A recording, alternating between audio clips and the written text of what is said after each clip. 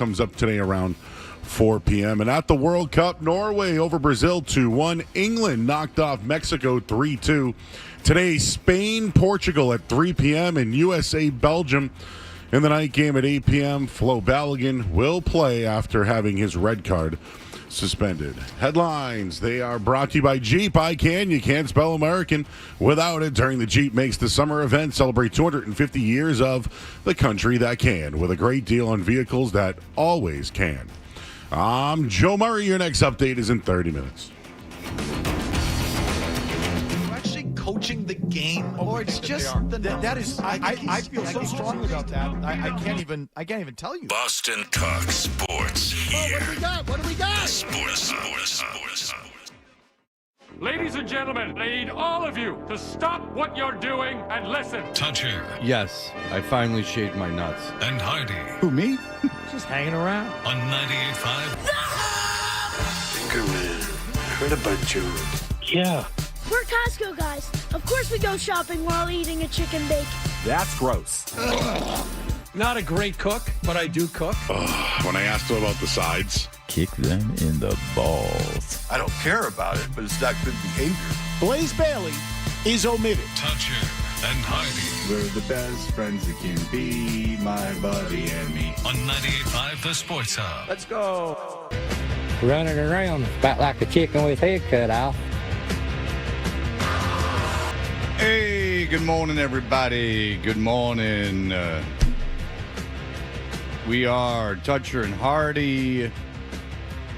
Town Fair Tire Studios, 617-779-0985. You can watch us on YouTube. Subscribe to 98.5 The Sports Hub on YouTube.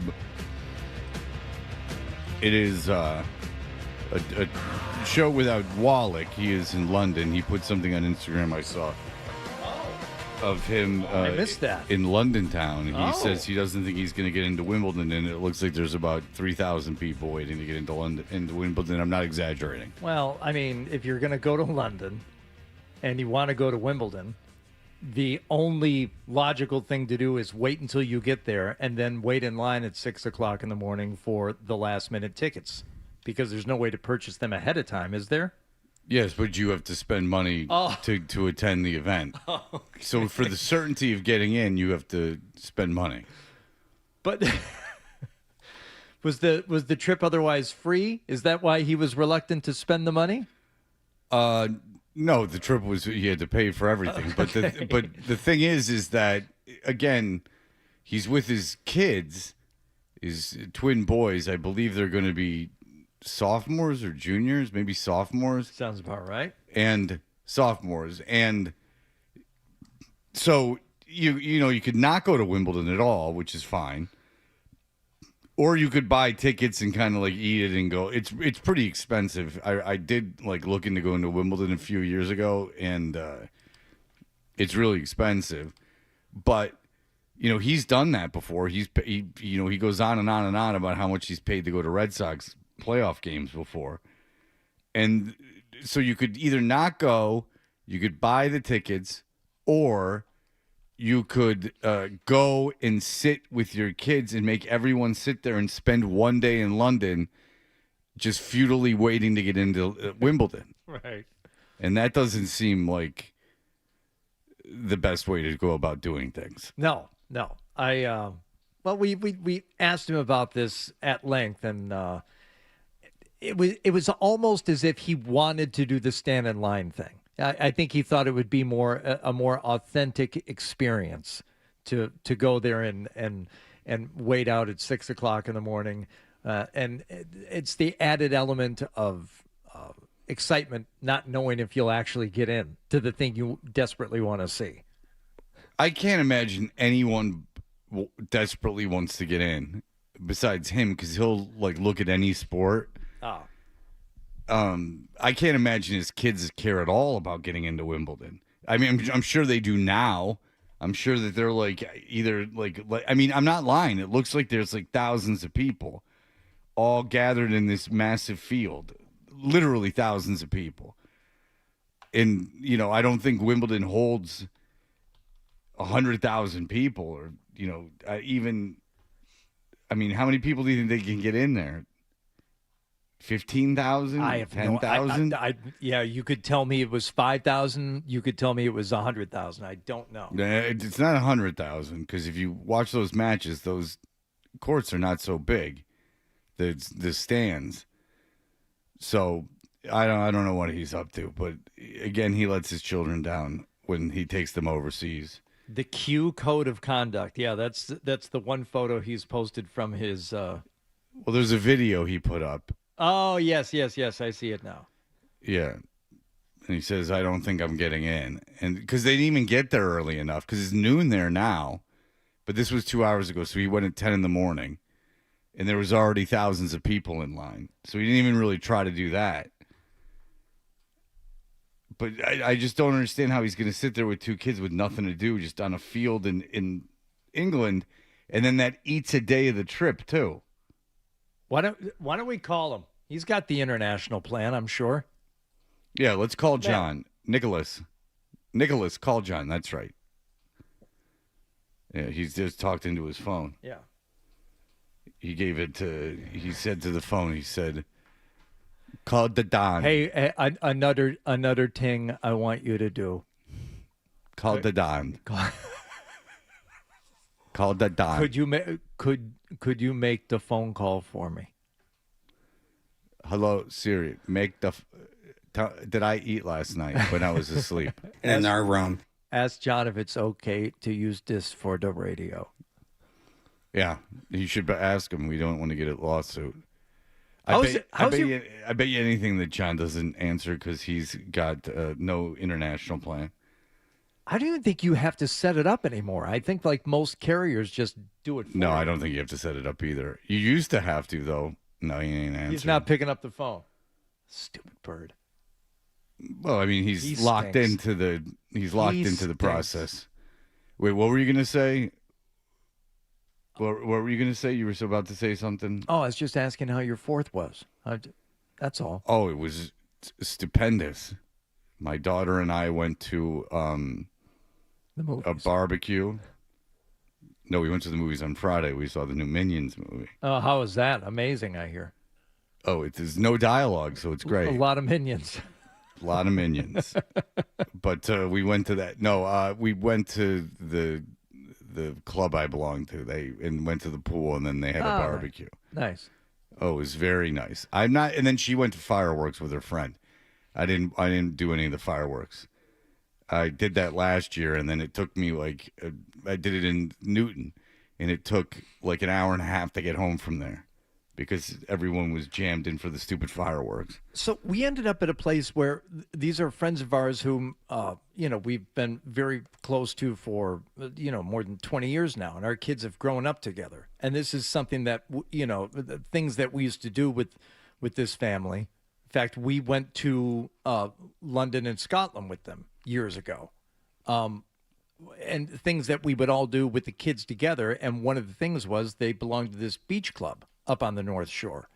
And this is something that we would do occasionally, for all the kids so that they could all go to the pool and go to the beach. And, it's just filling up the hours, right? This is what you do.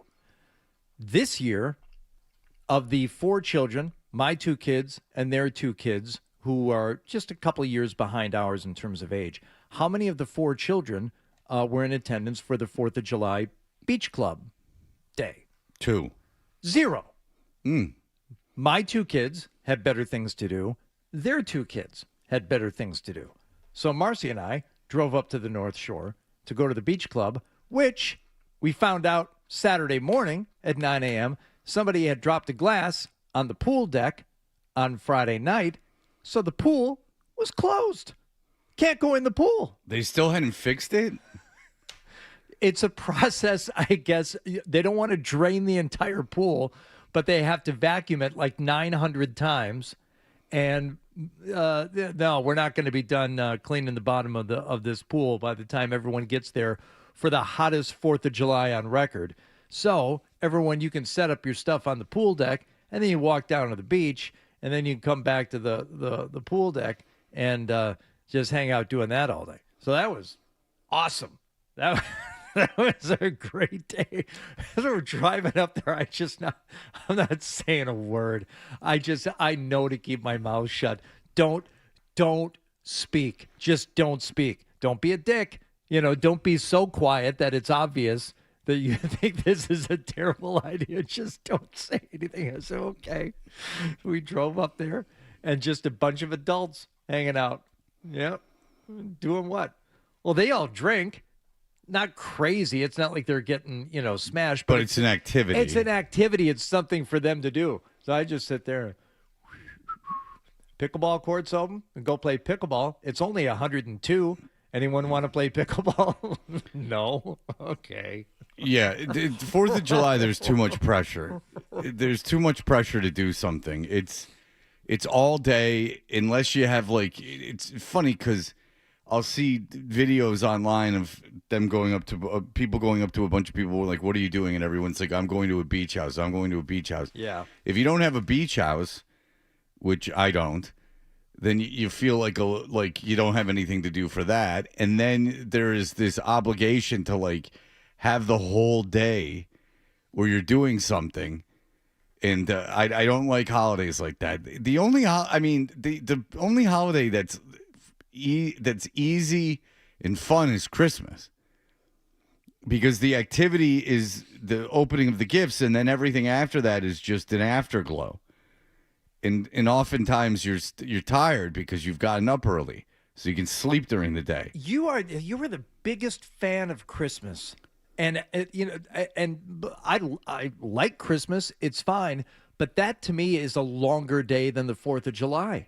No, because you get the pop. It starts so early, and then everything afterward is just kind of a bit of a letdown. But everyone calms down. Everyone is.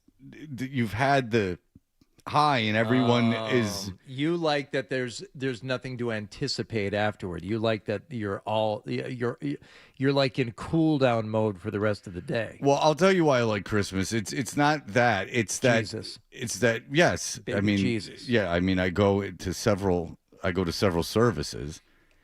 You don't. But that will be your decision to have to regret when you're rotting in hell. But for so with my kids, every day leading up to it, once we get to my parents' house, they're pretty much locked in. We watch they want to watch a Christmas movie every night. That's the activity. It's pretty everyone's excited about Christmas. So you get that 4 days beforehand, 3 days beforehand, where there's no hassle. Then you have Christmas, and then at least that happened. Every other holiday, there's nothing to look forward to. I mean, think about it. We've discussed Thanksgiving dinner is not something that I believe that either of us enjoy. No. And that's just sitting around. So you're sitting around waiting for something you don't even want to do. I just wish things were open and it was just a normal day. See, Thanksgiving doesn't bother me because at least you get football. You get the Lions on at 12:30, and then I have that to look forward to. And then, all right, we're gonna eat after that. That's what bothers me about Thanksgiving more than anything. It's just these not hours but days of preparation for a meal that, let's face it, takes 20 minutes to eat. It's like any other meal. Well, except it's worse because it's turkey, and so. If I go to Detroit and go to the game, which I've been able to do the last 3 years, I do like that. In fact, I'd rather go to Detroit by myself than spend Thanksgiving here with my family. Oh. I would much rather do that. But as Scott Zolak has said, it's a sneaky good family holiday. That is true. It does sneak up on you. And a lot of people think of it as being a family time, Thanksgiving. But thank you, Scott, for pointing out that it is, in fact, an under-the-radar good family day. That's how little I think of Thanksgiving. If I ate Thanksgiving dinner alone in a restaurant, if I didn't have to sit at a table, if I could sit at the bar, it wouldn't even bother me. It really wouldn't. Now, if I had to spend Christmas alone, it would be devastating. Well, I told you that years ago when we traveled for Thanksgiving and we were at that place that Ryan has the sweatshirt from. Atlantis. Atlantis, yeah. And for Thanksgiving, we ended up just eating in one of the restaurants there in the hotel, and it was great. There was no mention of turkey or stuffing or pumpkin pie or anything else. Yeah, fantastic. I've had dinner out the last 3 Thanksgivings, and when I was in Atlanta, I almost always had Thanksgiving out. Yeah, that's how I prefer it. We're not alone in that. A lot of people do prefer that. But and then that's like kind of how 4th of July, like nothing happens. So you're just sitting around, and then there's like all this pressure to do something. No one's on the road, so you feel nothing's open. So I feel like a loser. It just feels like I got nothing to do. Now, did you watch any of the coverage from the Esplanade and Jane Lynch hosting the big Boston fireworks display? No, Jane and I, had lunch beforehand. Oh, all right. Yeah, I was out with Jane. Well, that was a time. I mean, that was a very family friendly. Lots of very, very safe jokes were made about those in attendance and about what they were doing. And I guess they had to evacuate the Esplanade at some point. There was a threat of lightning, so the people who got down there early enough to get their spot, everybody had to leave. And then they let them back in. Now, there's nowhere to go. I think they went underneath like an overpass to protect themselves from the lightning strike. But no, that's something I've never done. I've never been to the Esplanade for 4th of July. To what? Like stare up at fireworks? No, for the hatch shell performance for the Boston Pops, and then for the fireworks. Never done it. Joe, have you ever done? You must have. No. You've been in Boston your entire life. You've never been to the Esplanade for 4th of July? Never. We used to go to the top of the Faulkner Hospital. So if you drove all the way up to the top, you could see the fireworks right from there, and we just hang up there. You do, the parking structure at Faulkner is 3 stories. It's up high, so you can see the fireworks. Why not just climb to the top of Peters Hill there at the Arboretum? You could do Pete's Hill, too. Okay. But, yeah, that's why we went up there. Okay. But I've never done it. I probably would have worn a diaper if I did. Because, to your point, you get there so early to get a good spot, then they clear you out. Yeah. Everyone's hiding under the Arthur Fiedler Bridge right there. Oh, now he's dropping names. Yeah. How do you even get there? I think you have to take the train somewhere and then walk across the thing. I played softball at those fields over there, and I don't even know how we get there. Yeah, it's because then they said they had closed off like a bunch of roads in anticipation of it, so I don't even know how you're supposed to get there. It just seems like a huge pain in the ass, and that can't be easy to get out of if no one can drive there. And everyone's taking the train. I mean, everyone's been to events around here when you take the train back. Even like after a Bruins game, like if you go to North Station and take the train, I mean, you can't get on any trains. They're all, jammed out. That's why the Green Line is the hottest place I've ever been in my life. Like, have you ever been underneath there on a hot day? If it was 100 outside, it probably was 115 in there. It's awful. It's the worst, and it's so far underground.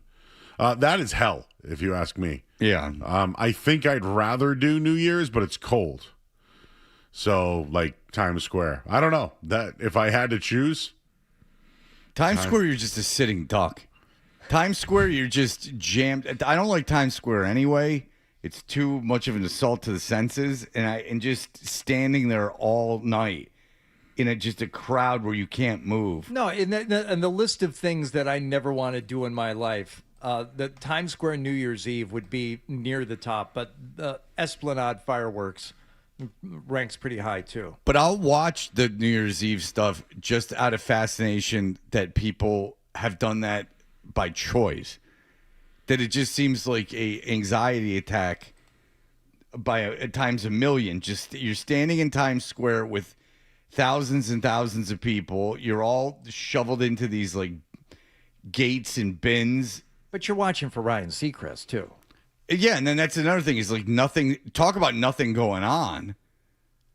Holy moly! I mean, I don't even know what you do until the ball drops. Like there's no way you can see the television performances, and there's no way that the sound. You've been to musical performances for TV. Yeah, they're not mic'd for the room. No. They're not. There's no sound for the room. Like if you go to the Grammys, it's impossible to hear anything because they don't have big speakers because it would feed back into the TV. They couldn't hear themselves. Like there's a bunch of problems with that. It's the most quiet you've ever seen. So there's no way they're outside in Times Square like blaring the music. It would all feed back. So you know they're not doing that. Dan, go ahead, Dan. I just want to know what Joe ate all day, and will he be competing in the Saga swing eating contest? Wow. Okay, so that's already come up. We were planning to talk about that at 9, but Joe, what did you have for 4th of July? Yes, I went to the North Shore as well. I stayed in Gloucester on Long Beach with my folks. It was fantastic. And I ate a lazy lobster. Have you ever, what the lazy lobster is? I do not. Do tell. A lazy lobster is a lobster that is already shucked, that they put in a nice ramekin. And it sounds like a Provincetown designation. Like, during Lobster Week, you would go down there, but then the lazy lobster, that's the guy just lays on the lounge chair. The lobster pot in P-Town also has a fantastic lazy lobster. Okay. Wait, they put it in a ramekin? No, so you put it in like yes, you put it in like a ramekin. Well, ramekin is like this big. Now, no, like a nice. I have a photo of it if you'd like. That's not a ramekin. Then. It comes in like a nice little casserole dish. Casserole dish. Okay. And it is a lobster casserole. Essentially, it's breadcrumbs, butter. I used to use Ritz crackers to really get the sense of it. Yeah. And then it's just a casserole of lobster and breadcrumbs with butter drenched on top of it. That's what I had on Saturday, excuse me. Now, is there just one? I just had one dish, correct? One lazy lobster. One lazy lobster, which probably was maybe up to 2 pounds. A little bit less than 2 pounds of lobster. Maybe one, around there. That's a lot of lobster. It was a big boy. Yeah. And I had 2 clam chowders. Okay. One had a smoked bacon clam chowder. That's what you want on a 102-degree days. Yeah. And a couple of nice bowls of steaming clam chowder. Now, the first place was called The Lobster, and the second place was the Blue Marlin in Essex. Oh.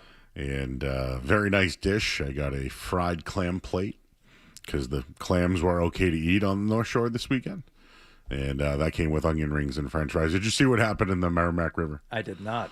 Oh, boy, we got a poop situation. There's too much crap in the Merrimack River? So you guys don't know the story? No. Okay, in the Merrimack River. All right, hold on to it because we will... we'll do it in what happened last night. We can do it in what happened last night. All right, we'll be back in just a moment. Just do the Red Sox won. Okay, now we can focus in on the poop in the Merrimack River. All right, so we'll be back in just a moment. Toucher and Hardy, 98.5 The Sports Hub.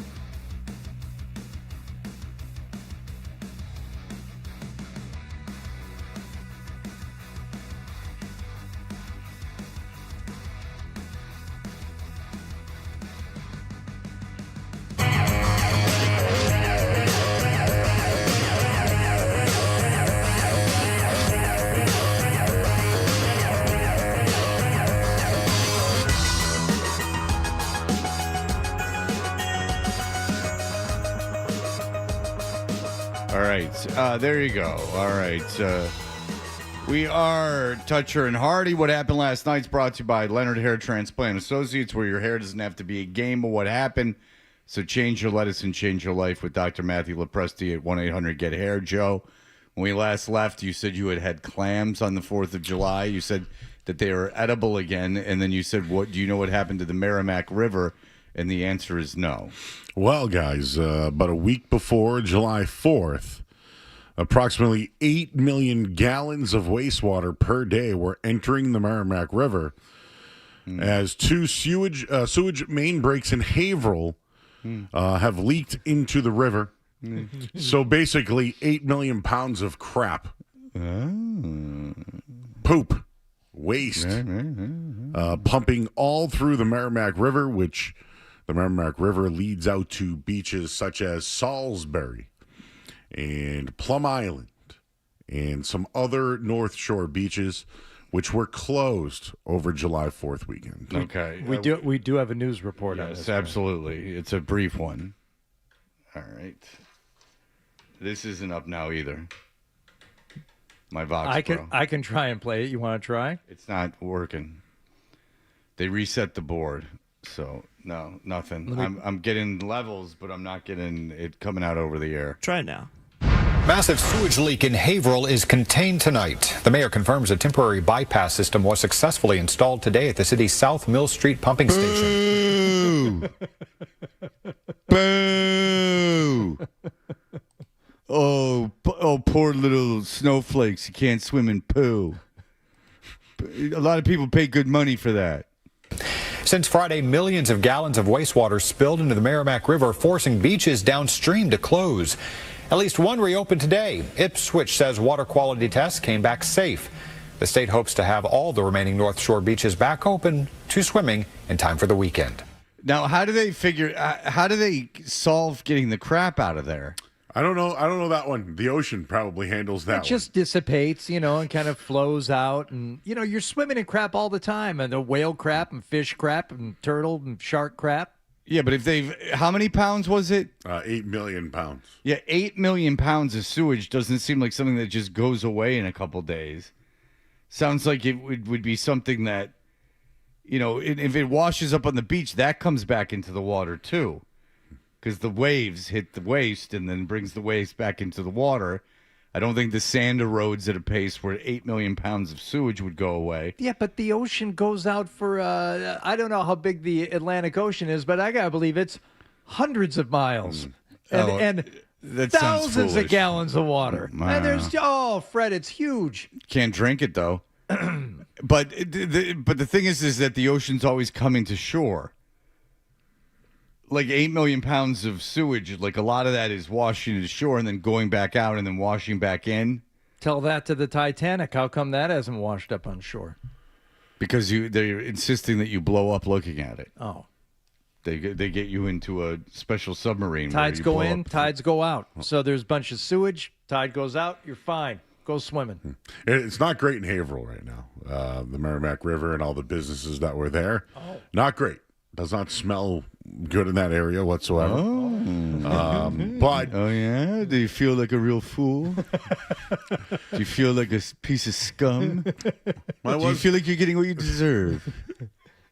I was worried about Gloucester this week, which I was wondering. But I was in the water. I was floating like a whale. Oh, what? Janet, if you could make fun of the size of my genitalia up in the Merrimack area today. Would a trip to Haverhill feel like punishment? Yeah, that's right. Well, if you could make fun of the size of my genitals while we stand in that sewage, that could be a real trip. What body of water were you floating in, Joe? The ocean, Long Beach, Gloucester. Okay. And I was worried about Ipswich. They tested the water. Everything was good. Okay. But that little area on 133 in Essex is the Clam Mile. That is the Clamorama. And, which used to be Times Square in the 70s. Did you now? Do your parents have a house in Gloucester? No, we rented a spot out there. It's right, and it's great because on the 4th of July they do fireworks. So to your point, I would have done probably nothing or gone to a friend's house for a cookout. Bird invited me to his house on July 3rd, which is always a.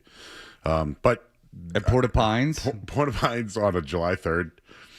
Imagine street fireworks on the beach at night and you can't see anything. Yeah. So it was like that. But Gloucester is a very towny town. I don't know if you guys have been up there, but like, oh yeah, it's like the people from there do whatever they want. It's like being in Rossi. Everyone just goes. They don't put blinkers on. They just drive as fast as they want. They don't care. But I was sitting on the beach when the fireworks started, and let me tell you, I said out loud, I go, wow, I got a sneaky suspicion that this is like Bird's house, and we got to be every man for themselves right now. And one thing went right at me. Boom. Yeah. Then I ran back up, and so there's people setting off their own fireworks. Oh, yeah, but there was the whole beach, like the entire beach all the way to Rockport. Yeah. It was great. It was good. I was worried about the clams, but I can tell you after being in the ocean and after eating fried clams and lobster, everything is good to go on the North Shore. Well, I'll tell you, 2 weeks ago, I ate like a chilled lobster at a restaurant in Newport, and I went to sleep, and immediately I knew something was wrong right after I ate it. It was like heartburn, but it was in my stomach. It wasn't like anything gross. It was just like this intense burning that didn't go away, so I just all night had to keep making myself throw it up.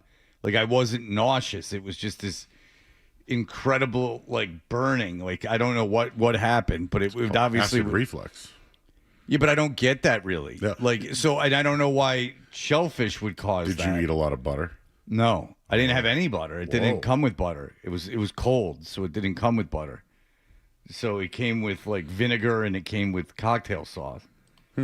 Yeah, so that was what I did, because I knew if I didn't puke it out, it was coming out another way, and I didn't need that. Yeah, I mean, I don't eat very, very little seafood, but at the thing we were on Saturday, somebody brought out there was like a shrimp salad and like a crab meat type of dish, like sitting out on the table there at 3:00 in the afternoon on Saturday, warm day. I'm like, I'm not eating that just because I don't like it, but for what it's worth, I don't think anybody should be eating that. Yeah, it's like 100 degrees. It was Saturday was if I didn't have a tent to like sit under, it would have been I would have roasted. Oh, you guys brought a tent? Well, I have a nice little that I got off the TikTok shop, by the way. Is it a cool cabana?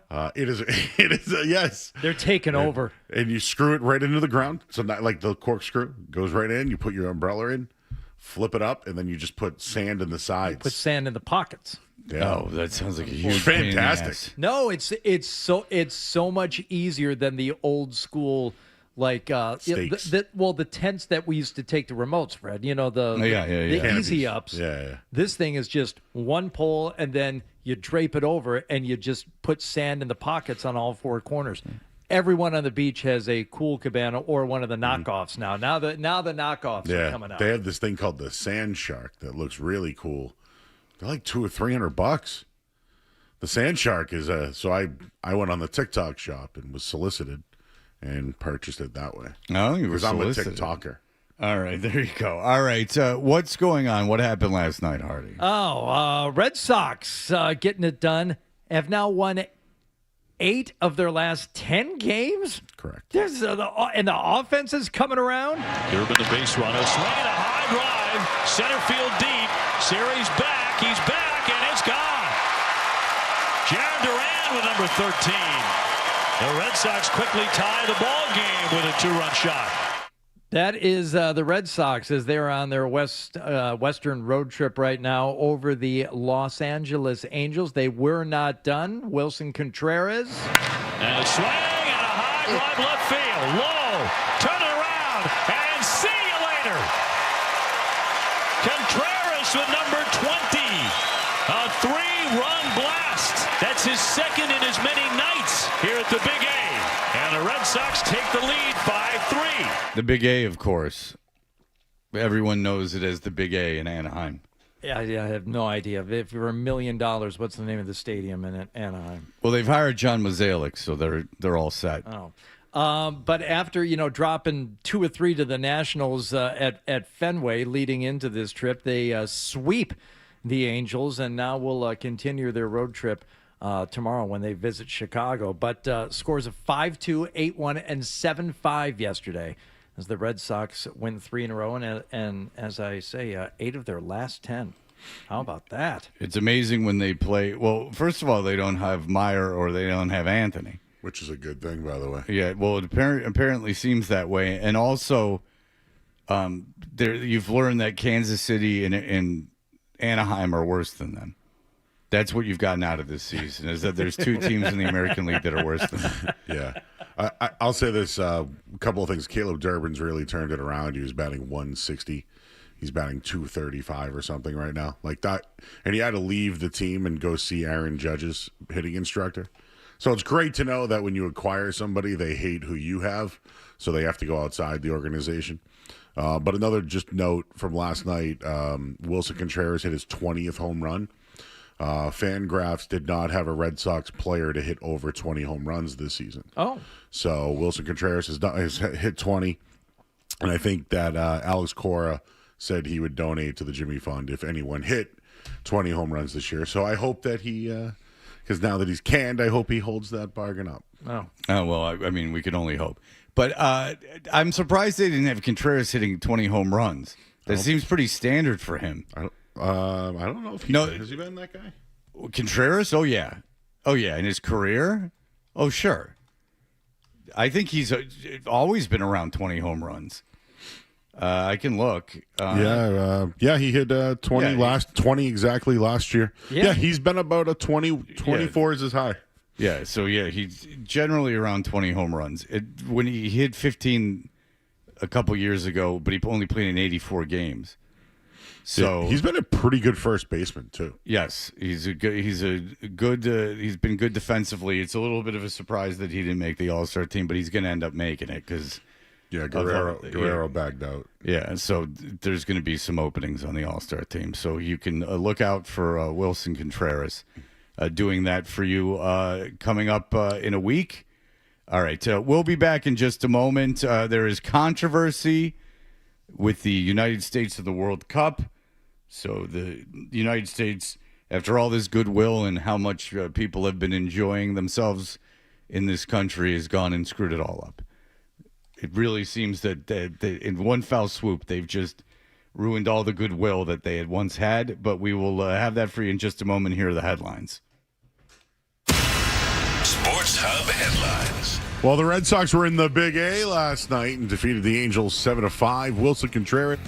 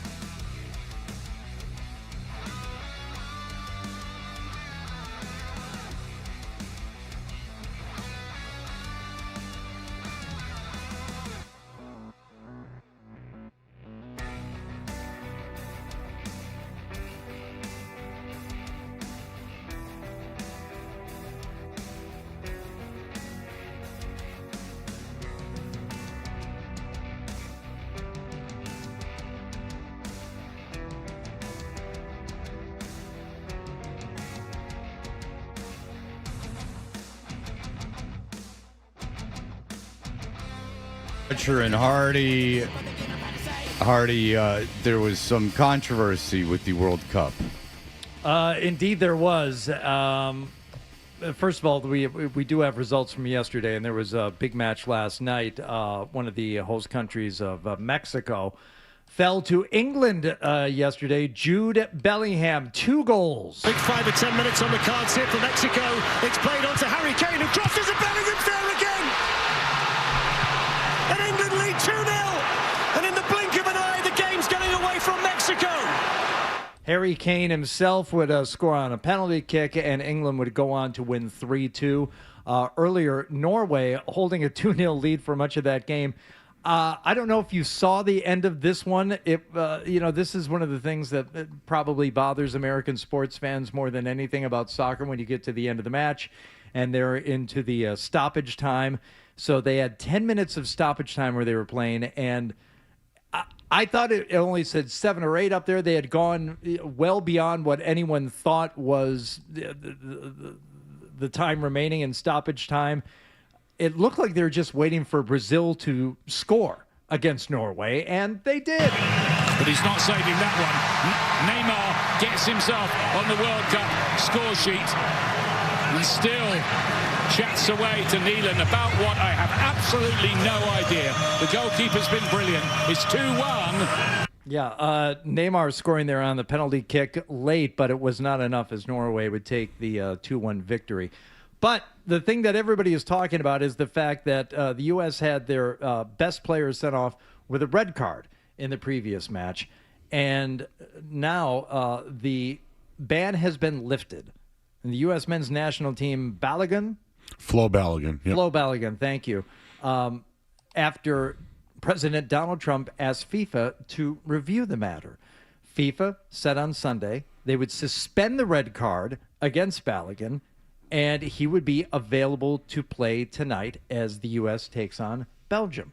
Now, is this a normal thing that happens? No.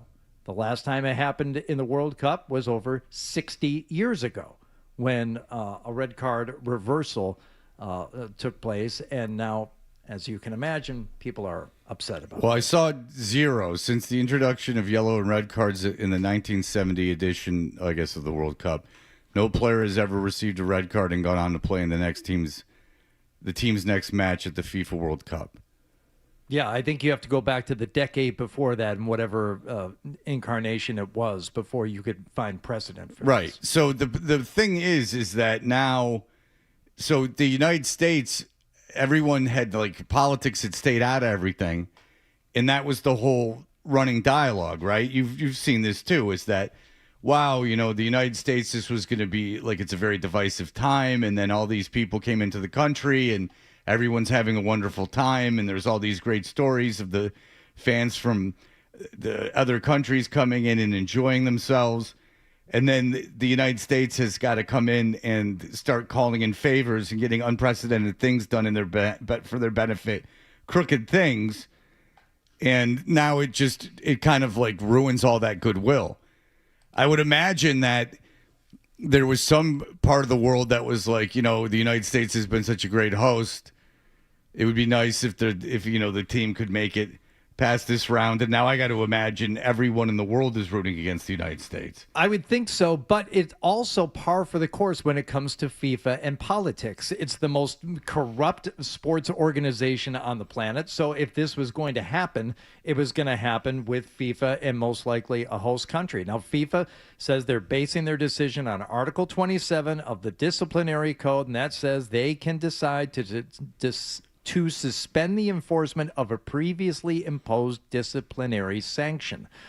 Also, in their argument that the president is taking credit for, he said they assembled a team of lawyers, and they said that in suspending the player in the first place, they use slow motion in the VAR, which you're not supposed to do. And again, under FIFA guidelines, slow-mo is not to be used for the video assistant referee. They did use it, and that resulted in the red card. So they said, hey, if you're using slow-mo, you weren't supposed to be doing that, so now you can't suspend him at all. I love this. This is gambling propaganda 101, guys. This is FIFA. This is soccer. This weekend, everyone was gone, but the Argentina match, Argentina's playing Cape Verde, okay? Well, it went 3-2, right? It was as if FIFA was like, we got to extend the game. Argentina can't lose. Yesterday, who got the goal late? Neymar, who announced his retirement after, one of the biggest Brazilian players ever. Extend the game as long as you can, I right? couldn't believe how long that match went on for. I said, "What it's over. Time's done." The Mexico-England game was one of the best sporting events I've watched because of how crazy it was in Mexico. And England scores, Mexico scores. It was like a fight, like a box office. It was cinema. And again, it's World Cup, so I some people like relax, Joe, but this is intense stuff. There's gambling money all over it. And to your point, what you said, Fred, is this is in the United States of America. Home field, home rules. It's like playing wiffle ball in your backyard. If it's your backyard, it's your rules. But just remember, Cristiano Ronaldo was suspended 2 games for the World Cup this year from a red card. And when he started it, they got rid of it. There were other guys. Argentina had a player for a 1-match ban. This was before the World Cup, obviously. This was before the World Cup, right. But the Flo Balogun thing, I just didn't think it was a red card, and I think that's why he's going to play. But everyone else is bitching and complaining, all the other countries about it. I love it. The thing is that they even if they made a mistake, well, first of all, the American way is assembling a team of lawyers and really letting everyone have it, really litigate it. I like how that's become like a populist message now. Let's get a team of lawyers and start litigating everything and start suing. That's considered by some like a populist cool thing to do. Yeah, exactly. Which is fascinating to me. Get real litigious. That's awesome. Because that's like something that 1,000 people in the country have the power of doing is just hiring a team of lawyers and getting super litigious and grinding everything down. It's something that corporations do to stifle the little guy. Well, for their part, and the multiple sources now are reporting this, that Trump, along with Commerce Secretary Howard Lutnick and the White House Task Force head Andrew Giuliani, put together a team of elite lawyers. I gave Rudy Giuliani money one time when he was running for Senate. Oh, nice. Because he was a socially, I felt he was socially liberal and financially conservative. Yeah. And then he kind of got weird. Found him weird in Borat. I don't know if you ever. I don't remember him in Borat. No, I don't remember him in Borat either. He was creepy, is all I can tell you.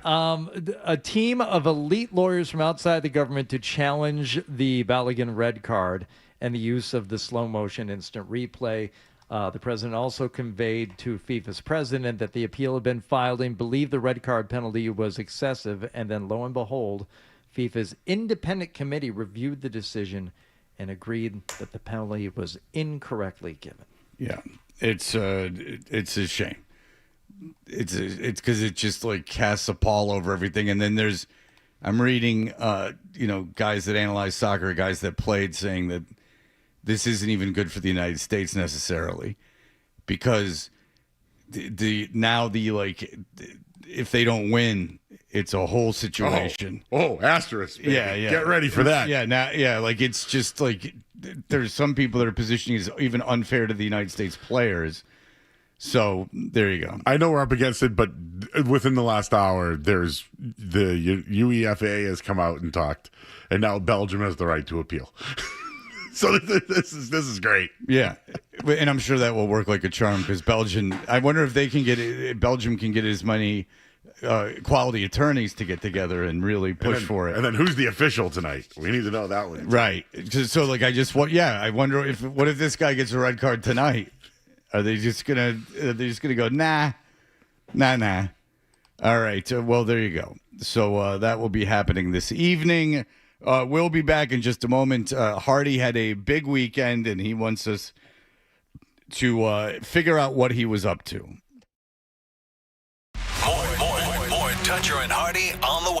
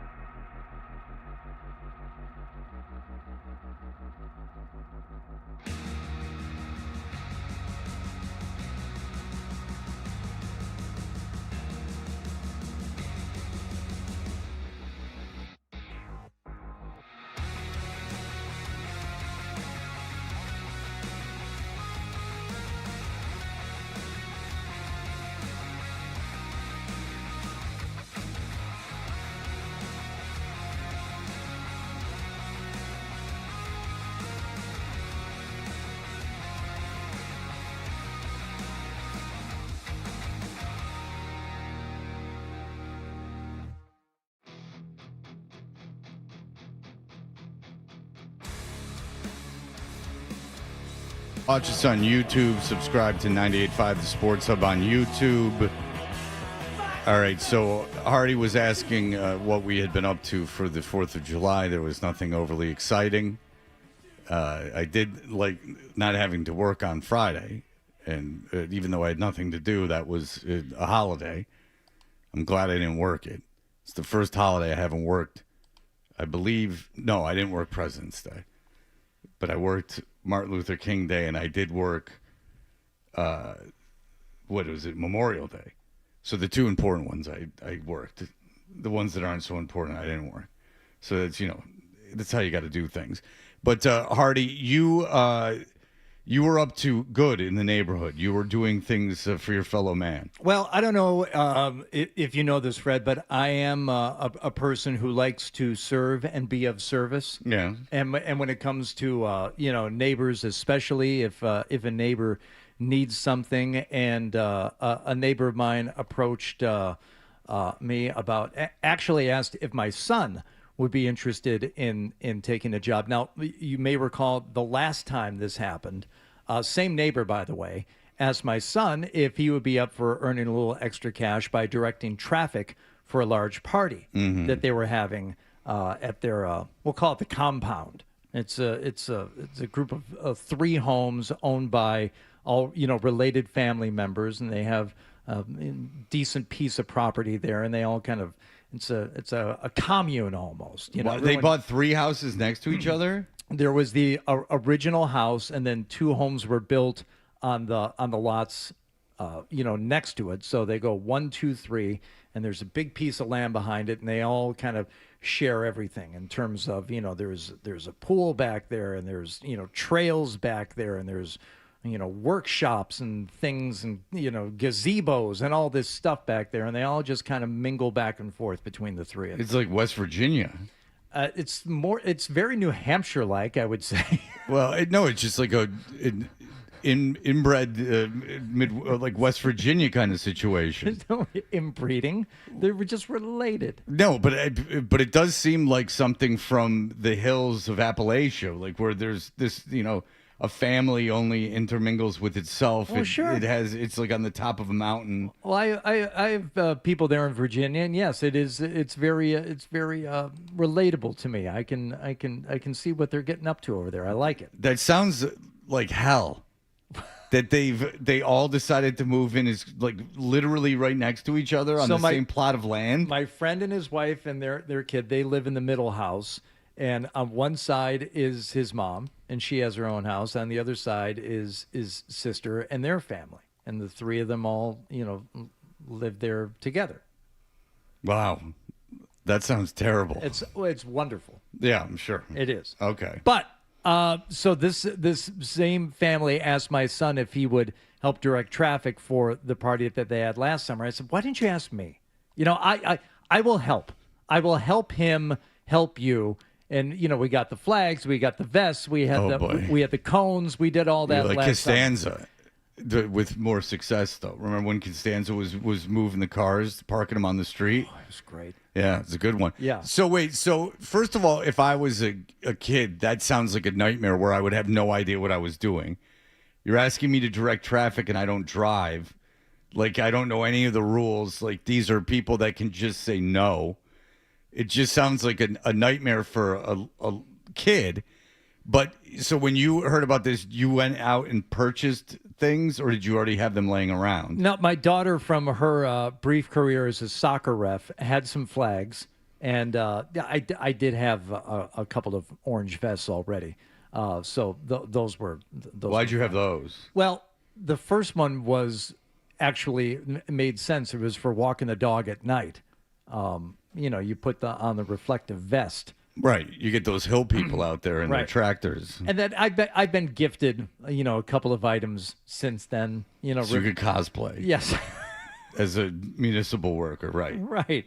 So we had some of the gear already, but that was last summer. This summer, the job was much different. Again, that was offered to my son. I said, yes, he and I will both take care of this for you. Okay. So now it is your job to guess what job were we asked to do.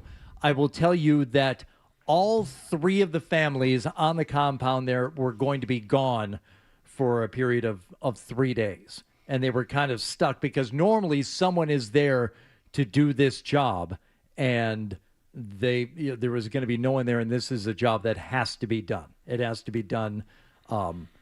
There are 3 things that have to be done during the day, each day, and this is what my son and I were doing, starting on Friday, Saturday, and then again yesterday. So, Ryan, a little guessing music, please.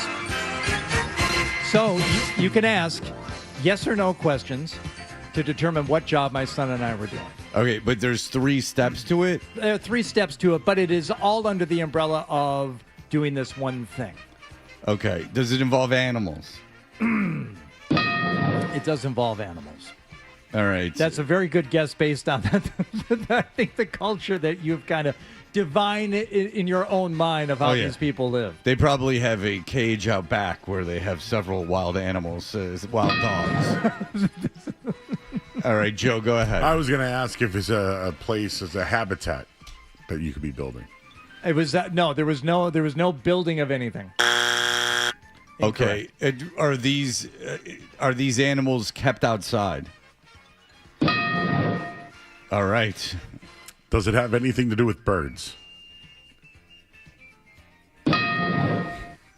All right. So it is an outside bird situation. Did it involve a camera? Any of it involve a camera? Okay, go ahead. Can I guess what it is? Yes. A bird feeder. Bird feeder, come on. Okay, so it involves birds. It involves an outdoor cage. So they are keeping birds in a cage. So you had to feed their collection of birds, clean out the cages, and check the locks. I'm going to give you 2 out of the 3. There was feeding involved, and there was locking and unlocking going on. All right, Joseph. So we know that it's a big cage full of birds outside. I mean, I'm just guessing here. You keep using the word cage, and cage is the wrong word. I don't know. Were you getting eggs? I don't know. Oh. Was there a nest of... Did it involve a nest? All right, so it did not involve a nest. So they're... Oh, chickens. Did chickens lay eggs? There we go. All right, so they have their own chickens. 7 chickens. Did you feel amorous towards any of them, as is the way of the hill people? Let me tell you something. Up until this point, I cared nothing for chickens. I have a real attachment to these chickens now. Now, do they eat them? They do not eat the chickens, but these chickens every day have to be let out of the coop and into the larger pen area. So that's the first thing that had to be done every morning, you know, as early as you want. You can go there at 5 a.m. They're ready to come out if you want to. But, you know, wait for my son to wake up, or a couple of occasions I woke him up. I'm like, hey, chickens, we got to go take care of the chickens. Yeah, I know all about it. Mm-hmm. So the chickens had to be let out first thing in the morning. Yeah, they do. And then we had to fill their water and also make sure that their food was topped off. Yeah, top it off. And then you have to go back a few hours later because they first come out. They don't lay the eggs, I guess, first thing in the morning. So they go out, they poke around a little bit, they peck, they get something to drink, they have their coffee, well, you know, whatever the chickens do. Then they go back inside into the coop and then lay the eggs. So they don't have to be impregnated to lay the eggs? Apparently not.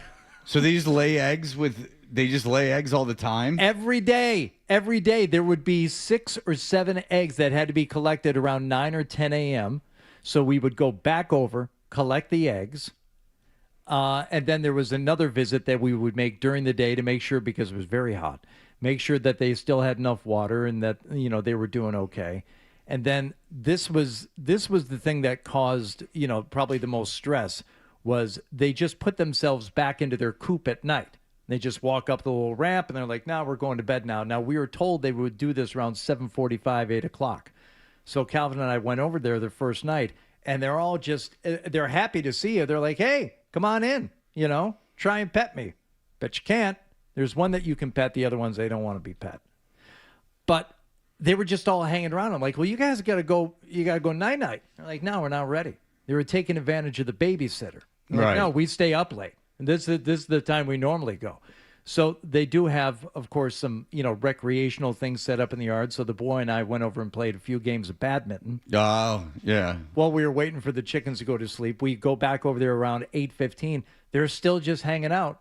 So we walked home and went back like 45 minutes later. It wasn't until 9 o'clock when they had been. And that's when you have to close everything up. So, predators can't get to them. Absolutely. Now, none of them peck each other to death? Because that happened to people around us where the chickens ended up like just murdering each other by pecking them to death. There was no chicken on chicken crime as far as I know. Now, is there hay in there?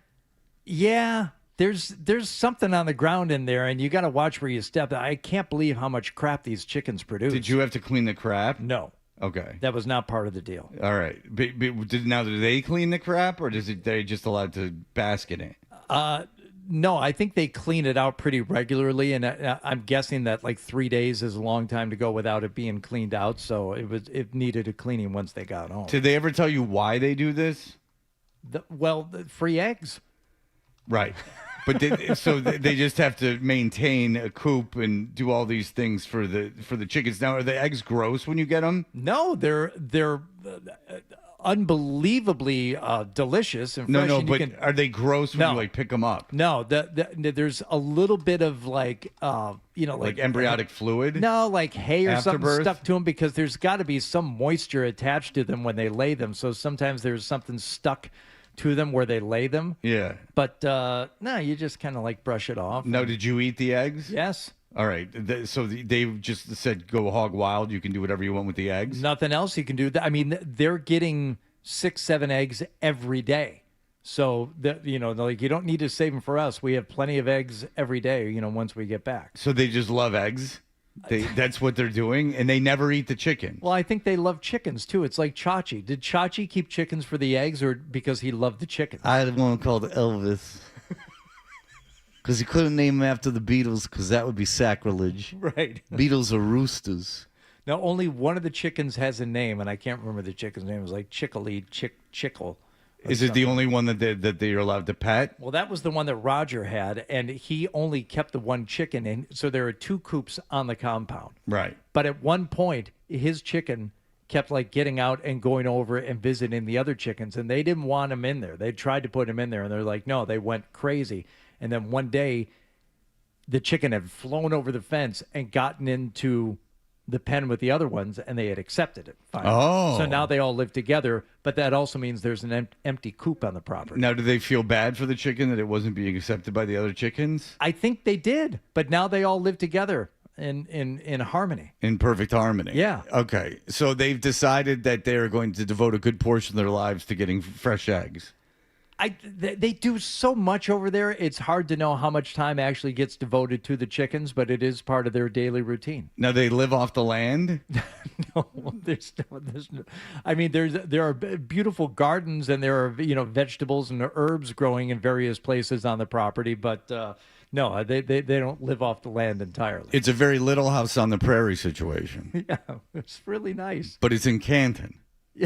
Yeah, they have permits. Now, have they been there for like decades and decades and decades from when it was like a farming town or something? The mom definitely has. The 2 other homes are newer. Okay, but the mom had a house and there was nothing else around it. Correct. Yeah, so she was like the only house in Canton. Yeah, well, no, but she's been there for a long time. But when did Canton start getting like people moving in industry and stuff like that? Well, if you count Paul Revere's copper mill, I mean, we can go way back. But that's been repurposed as a restaurant, right? Yeah. So, but before that was repurposed as a restaurant, was Canton just like some quaint, like farming town? Yes. Okay. And then so she's still living kind of that lifestyle. A little bit. All right. And the kids thought this is going to be cheaper because mom has such a big plot of land. We can just build houses on the land. There you go. I won't have to buy the property. But here we are. We're all sitting right next to each other for the rest of our lives. Yeah. No one's going to write a book about that. I'll tell you that. What'd you do? They're like just living the way of the pilgrims. Now they're not Amish? No. Okay. They're just regular folk who have a bunch of land and chickens. All right. Now, was your son into it? Yeah. He to the point where he was reminding me that it's time to go do this. Are you going to get free eggs now out of this? Excellent question, Joe. I'm wondering now that I've developed a relationship with the chickens if I'll be offered eggs from time to time, since I kind of, I'm kind of part of the family now. Is there one that you decided you would murder first? No. There wasn't one that you would said if I'm forced to eat, if there's an apocalyptic situation in the next couple of days, that I would eat this one? Yeah, there was one that was kind of a jerk. But like 6 of them look identical. There's only one that looks different, so it'd be hard to find that one unless I saw it acting up again. Okay. Now, would they peck at you? Yeah, they would kind of come over and peck at you a little bit, but the moment you took a step, they would scatter. Okay. And even though they knew you were feeding them, yeah, they still didn't like you. I'm new to them still. Okay. Did you bring your dog over there? Yeah, she could not have cared less. Really? Was not interested in the chickens at all.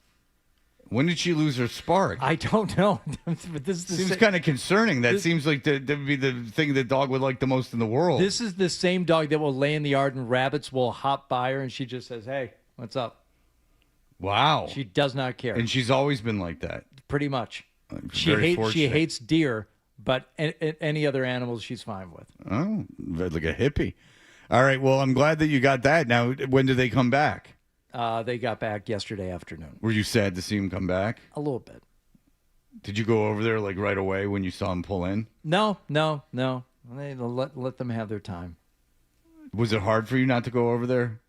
You get into a routine of taking care of chickens, and it's like, you lose that. You lose a little bit of your purpose. Did you see any improvements that needed to be done around the house? You didn't throw anything else around there? These people are all buttoned up. They got stuff in order. Did you kick around and look at the kind of tools they were holding and stuff? I've been over there before. Believe me, I've already taken a good look at stuff. All right. Yeah. Did you walk the property and take mental notes about what they had going over there and compare? I've been over there enough times to where I already knew, but yeah, we took our time around the acreage. Sure. Did they give you a key to the houses? No. Oh, they didn't. No. They don't trust you. Not to that extent. No. Okay, they didn't want you in the homes. No. You don't think they have like a meth lab or something? No, there's nothing like that. What if it was a meth family business, and that's why they're all together because they didn't want anyone to be able to smell the meth cooking? There's no meth. Was there a trailer in the back? There are multiple campers on the property, but 2 of them were gone because they were all off, camping. Did they keep them in the front yard? No. Oh, okay. Yeah, Jesse Pinkman had a camper, if you remember from. Well, yeah, they were going out to the desert to cook. Yep. Yeah, that's what was going on. Not motorhomes. These are, trailers. All what does that have to be a motorhome for them to cook meth? I would imagine the just trailer's making better. the distinction between what Pinkman had and what they used in Breaking Bad and what they have here on the compound. I would just assume without the gas part of it that it's even better for cooking because it won't explode. Is this in Canton? Yeah. Oh, there's a lot going on in Canton. There's like what? I'm unaware of any other happenings there in the last few years. The only thing I remember about that is leaky butt.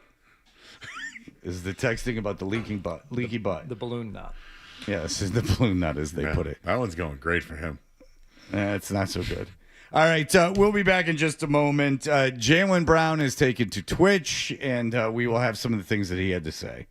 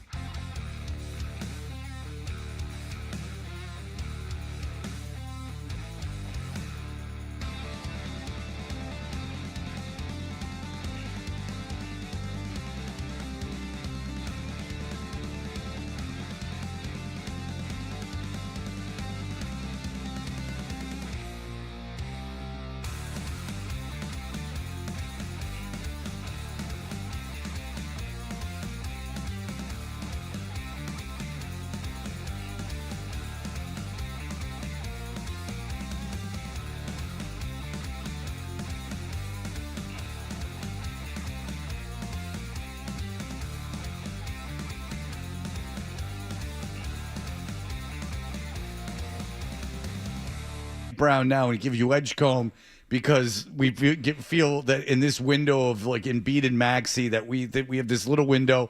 We can afford to lose Edgecombe to bring in the more experienced player. But the 76ers were like, no, thank you. Yeah. We'll keep everyone and give you the worst contract and in bringing Brown. Well, we didn't want to pay Brown. But, yeah, I know you didn't want to give him the extension. And I don't know if Philadelphia wants to give him the extension. But you're paying Paul George around the same amount of money. And then I'll hear people split hairs and go, but it's not the same money. Oh, well, of course. It's a few $1 million off. I think Fred's right that there's really no answer for trading Jaylen Brown in the league not wanting him. Like, we could make up the stories of the smartest guy in the room, which everyone is already doing. It's the money, guys. It's the money. And, Bill Simmons said over the weekend, maybe you guys missed it, but I did. Bill Simmons basically said I wouldn't say I missed it. Giannis agreed to the trade. But so right now, Jaylen Brown has 35% of the cap. They were going to offer an extension, $30 million to the cap for 2 years. And Giannis wanted 3 and 35, and that's what broke the deal. So yeah, but it's money. But okay, I get that. Are you positive that happened? Because Bill Simmons is the source, so you are right about that. Because the thing is that doesn't make a lot of sense. Like, why would Milwaukee have been willing to do that trade, and then okay, so that doesn't happen in the Celtics. It's all done, and the Celtics just decide not to do it, and because they don't want to give Giannis the money, and then they pivot. And every other team in the league won't even get him anything remotely close to that. That's probably the point, too, is if Milwaukee does get Jaylen, what can they do with him now? Right? Like because that seemed like the thing is let Milwaukee have the bidding war for Jaylen Brown. Well, what if Milwaukee was like, nobody wants him? Maybe they went through those steps, too, as we can't. They got more from the Heat than they'll probably get. Oh, they got Jaylen Brown. They got way more for Giannis than they would have ever gotten for Jaylen Brown, and that's the thing is that's why I don't know. I don't believe that deal was done, and that Giannis agreed to it. I actually logically look. Bill Simmons obviously is super into the Celtics, and his father took him to the games, and this is something that is the reporting is sucked. Let's be honest. The reporting on the Jaylen Brown stuff. Well, that's what I'm saying is that it's not even reporting. It's just theorizing, right? Because it wasn't like reporting coming out of it going, I'm hearing this and I'm hearing that. It was just that, we figure that Jaylen Brown is worth this much. I mean, because anytime you said anything about Jaylen Brown not being like one of the elite players in the NBA, the pushback from everyone that covers the team was like insane. And then the guy comes out and says, well, according to some analytics, I talked to a guy. All the guy from ESPN says is I talked to a guy that said Jaylen Brown was the 7th best Celtic, according to these analytics. That's all the guy reported. He goes, I talked to a guy in the front office that said this. And the pushback on that was like, well, everyone's gone insane. Fair enough. But the league is not insane. The league, they took a deal that you figured a bad team would take on Paul George's contract, right, in exchange for draft compensation. That you would get Paul George, like when the David Backus thing, remember? When the Bruins wanted to unload David Backus and you had to attach picks to Backus just to get someone to take the old guy with the bad contract? That's exactly what you would assume Philadelphia would do. You wouldn't think you were getting an all-NBA player back. All right, so Jaylen Brown, and I find it very difficult to believe, both Hardy and I do. I don't know your feelings on this, John, but I don't think anything Jaylen Brown has said. Joe, what am I saying, John? You said John. You missed Wallach. I do. By the way, no offense, his Joe. vacation sucked, but go on. Yeah. I didn't get to throw that in there early on today. His vacations suck. If I was his kids, I'd be like, my dad sucks. Descendants wrote a song about that. Yeah. If you don't know, John has been he's been fiery on Instagram, showing the big line of people waiting that he's in at Wimbledon. So he didn't buy tickets to go to Wimbledon, but he decided to still go. So there's two options that the kids probably would have been fine with: buy tickets and we'll go, or don't go.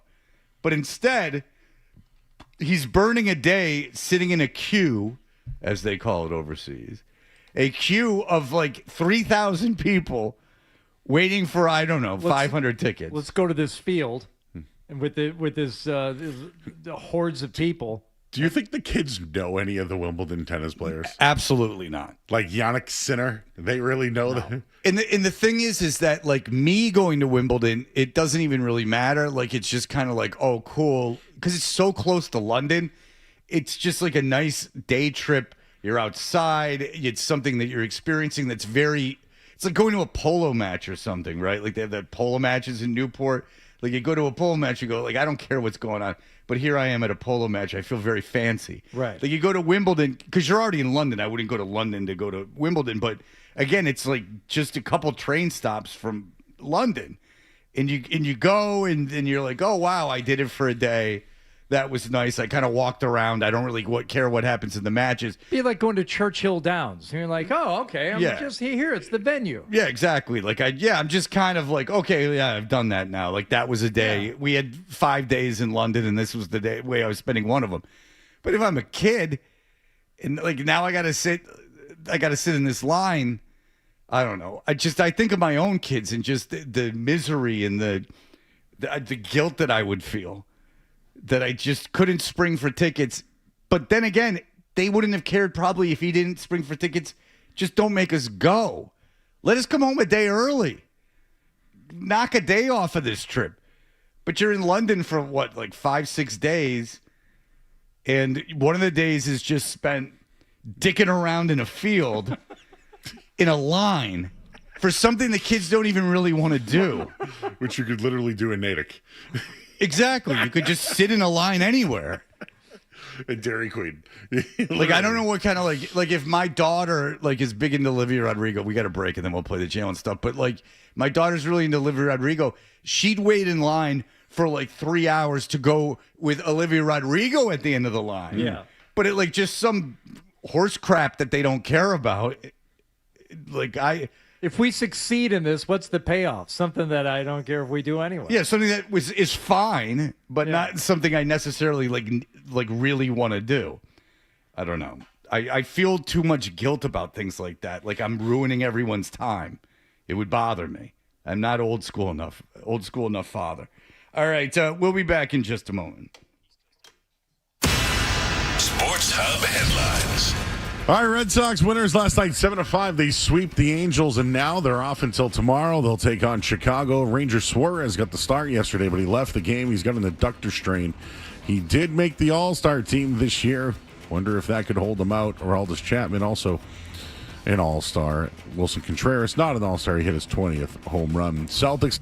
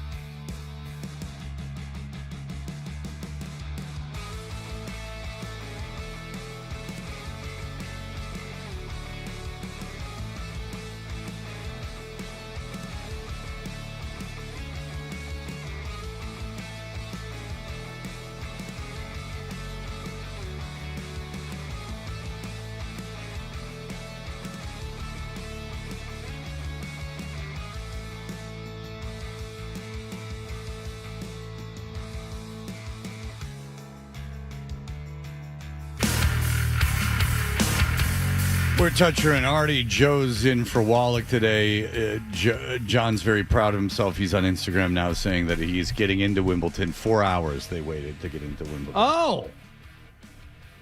He couldn't pick up the phone when we called him, though. No. That would have cost him big time money. So, he said 4 hours later, let's go. So it's been 4 hours and he's still not in there. Who wants to do this for their summer vacation? Like, I went to, Six Flags. That was cool, right? Like, the beach is cool. Or, Florida or whatever, London and Wimbledon?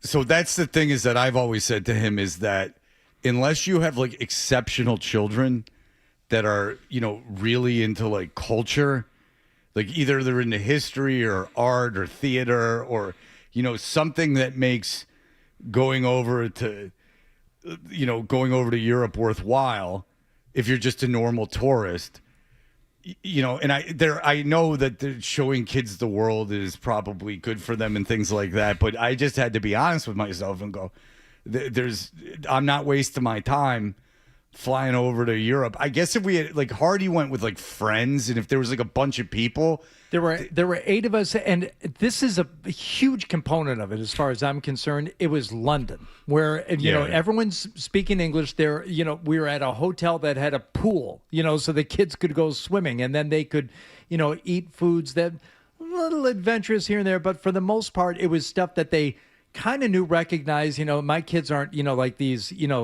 cultural savants, but. They know Big Ben. They've seen the double-decker buses and just walking around. London is just a fantastic city to walk around and see cool stuff. And then going to Scotland was fun. I don't know that they enjoyed the Open Championship as much as I did. I find that hard to believe. I know. But I was there, Fred, and I saw the underwhelming look in their eyes when we were there for the practice round. That didn't thrill them, but everything else about it was good. Now, you tell me that, you should do that again, only this time go to France, only this time go to Greece. I'm like, no, I'm not subjecting them to that. I don't think they would appreciate it. If I have to convince myself that I want to do it and I'm going to appreciate everything, something tells me they're not going to. Yeah, because that's just the way I've been with them. I think that my daughter probably now could go, that she would probably like Italy or London. I know that I love London, and I mean, you're right. There's but I would have to have, in London, I would have to have stuff for us to do. There would have to be a concert to circle the thing around. My son it would just be completely pointless. There would be no reason to bring him there. Tough age too. I mean, it's when we went, it was 4 years ago, so the kids were still, especially my son, going to that huge toy store. Yeah. Oh my God, we spent hours there. 4 floors of just looking at crap, and I mean that was fun. But they, seeing Buckingham Palace and that stuff, they were into it. I get to go to Hoover, Alabama this weekend, so lucky. Yeah. What, baseball or vacation? Well, there's be no other. I'm not going to vacation in Hoover, Alabama. Hoover's actually, it's not even bad. It's just like a decent suburb, and the hotel is pretty nice as these hotels go. It's on some big time golf course or something out there. It's a TPC course. Yeah. But and there's a bunch of douchebags going there to play it. Hanging out at the hotel. They're not there for the turn. They're not there for the tournament. But it's not how I love spending my time. But when I go, because I'm going to Detroit tomorrow, I'm going to do the show, but then I'm leaving after the show to go to Detroit, and then I'm coming back on Thursday, and then leaving for Hoover on Friday. I'm doing the show on Friday. But Ryan Beaton, we have not talked about this enough. Ryan Beaton, me and him, much like you with the golf show, Ryan Beaton is either staying at my home with my dog because I couldn't get my dog into boarding because I forgot to do it, or he's taking my dog to his parents' house where he lives. Oh, boy. Have you decided, Ryan, which one you're leaning towards? I think it would be easier to stay in Newton because the commute would be significantly shorter. Okay. All right. So you're going to be with that dog and cat. Yeah. Now I'm paying him a great deal of money to do this. You're paying him well, yeah. I think I'm paying him too much. Tuesday's not a full day. What happens with the day where you come? I don't need you there Thursday night. I need you can leave. Would it be okay if he were there though when you got home? I'd prefer not. Let me just go home. But What if yeah, he had supper ready for you? I'll text you when I'm going to the airport and everything looks kosher and you can just go back. And then, but I need you back Friday. Is the thing is because I'm leaving. I need you after the show on Friday. Not necessarily after the show. I need you back by Friday afternoon because I'm going to be out of there, leaving for the airport around 1:30.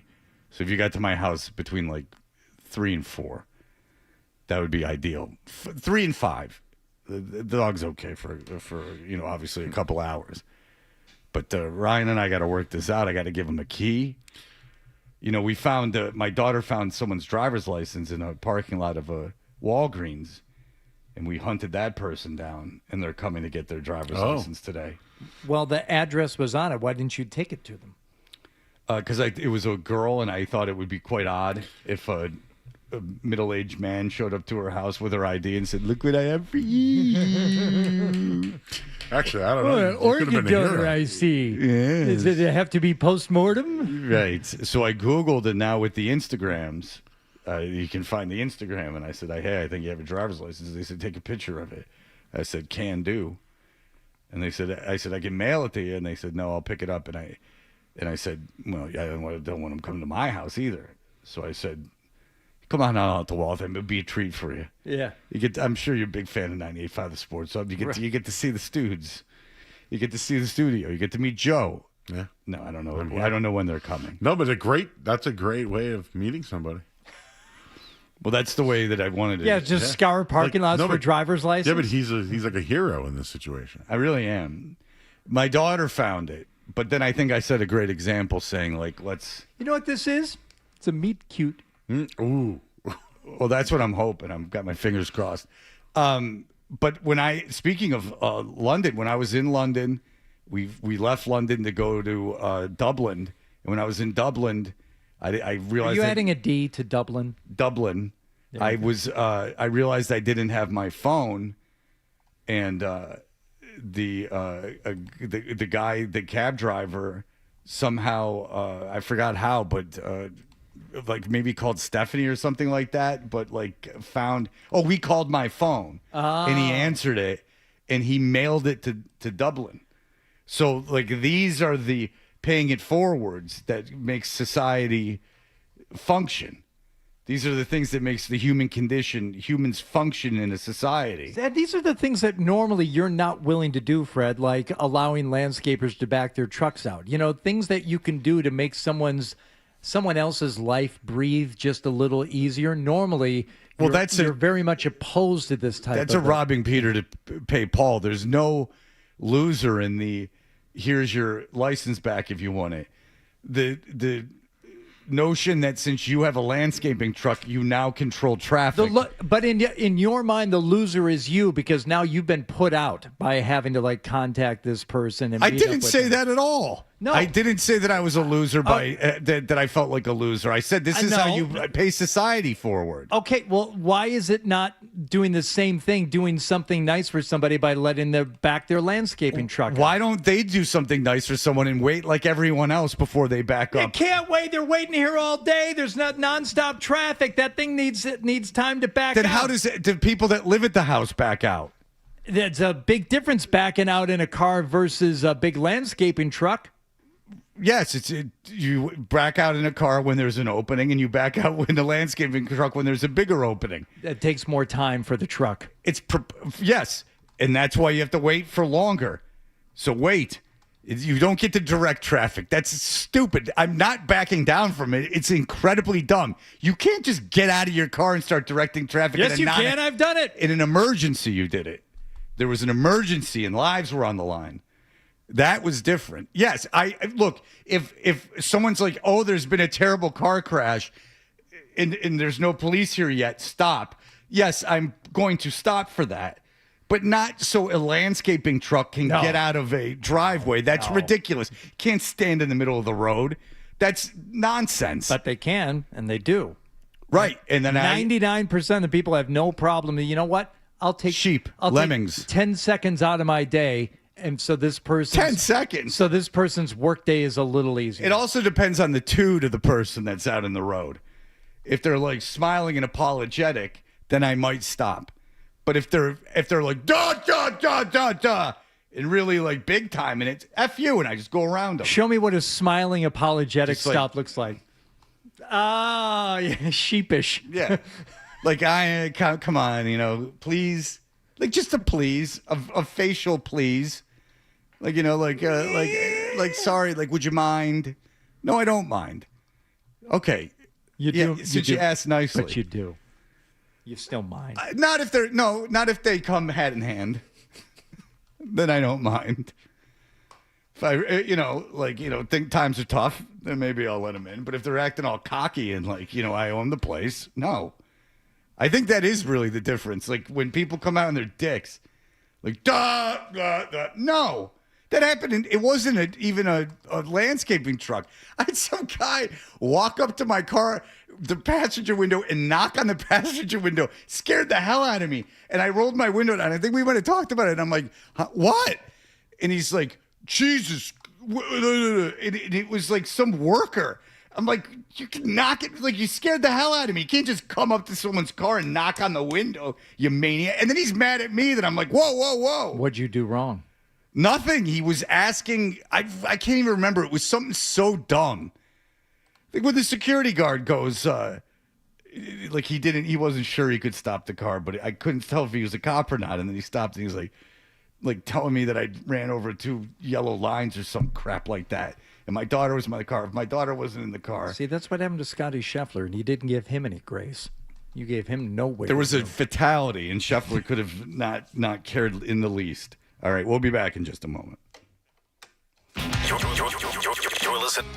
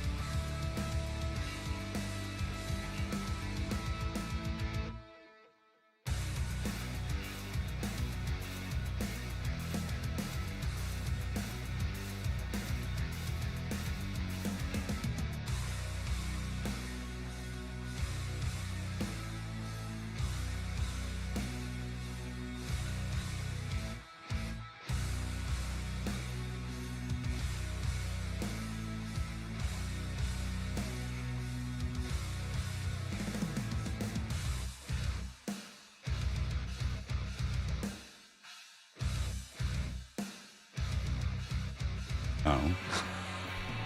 We're going to do the Jaylen Brown stuff. I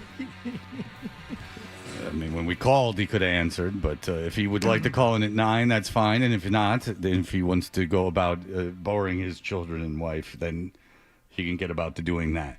But as we were talking about it earlier, obviously you've heard every reasoning for this trade, the Jaylen Brown trade, and we'll have Jay King on. He's got a piece along with the guy who writes about the 76ers for The Athletic, and the guy from the 76ers is even more surprised than Jay King is that there was no heat on Brown in the trade market. Just no one really seemed to want him. And he has taken to Twitch again. And again, I know Hardy and I agree on this. I don't think anything he said on Twitch certainly would hurt his value to that degree. Like if Luka Doncic was on Twitch every night, he's still... the Lakers would still deal with them. I mean, if you're good enough, they're going to deal with anything. It's just you're like looking for excuses if you're going after his Twitch stuff. But he was back on Twitch. What he does is he wears giant headphones. I've finally seen it. I never seen it before. He wears giant headphones, and he just literally is sitting at a computer talking to the computer. It's not like a studio or anything. It's just him with big headphones on talking to the computer, with people commenting in real time, which I imagine the dopamine rush from that is pretty big. But again, he could be solving all the world's problems on this Twitch stream, but I'd never know about it because there's probably 5,000 people at most watching this thing, and just pull quotes get taken out of it. And then he gets upset when the pull quotes get taken out.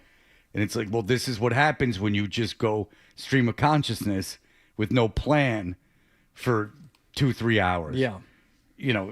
Everything that you said that was of value gets lost, and it's just pull quotes.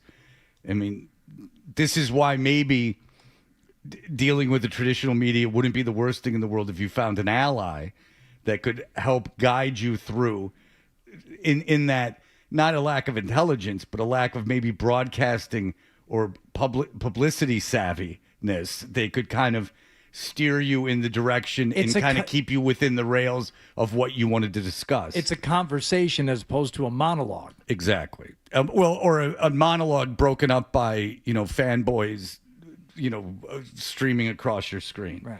All right. So here is Jaylen Brown talking about his feelings on the trade. I wasn't thrilled with how the conversation was facilitated. I did feel like it was a lack of respect. At one point it was fine, and out of nowhere it just went left. I definitely think it's more to it. It definitely is more to it. I know Brad is getting a lot of the criticism, but, I just wish the more to it could have been explained. I just wish that they had the respect to just tell me what it was, and I would have understood, and I would have respected that. But it didn't go down like that. It wasn't facilitated like that. So that was the most disappointing part, because I thought I earned respect in a place that I had built, where I helped contribute to build, and that just wasn't the case. It just wasn't the case. So sometimes it'd be like that. Yeah, and I can understand that. And it's the same thing that we've been discussing. Why did it get to this place? If he truly doesn't know, and they haven't explained, why did you want to get rid of me so badly?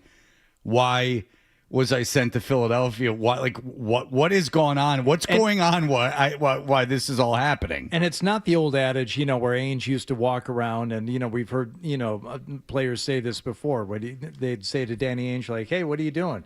And he'd say, "I'm looking for players better than you. That's what I do every day, all day." And just flat out, tell him this isn't what the Celtics did. Mm-hmm.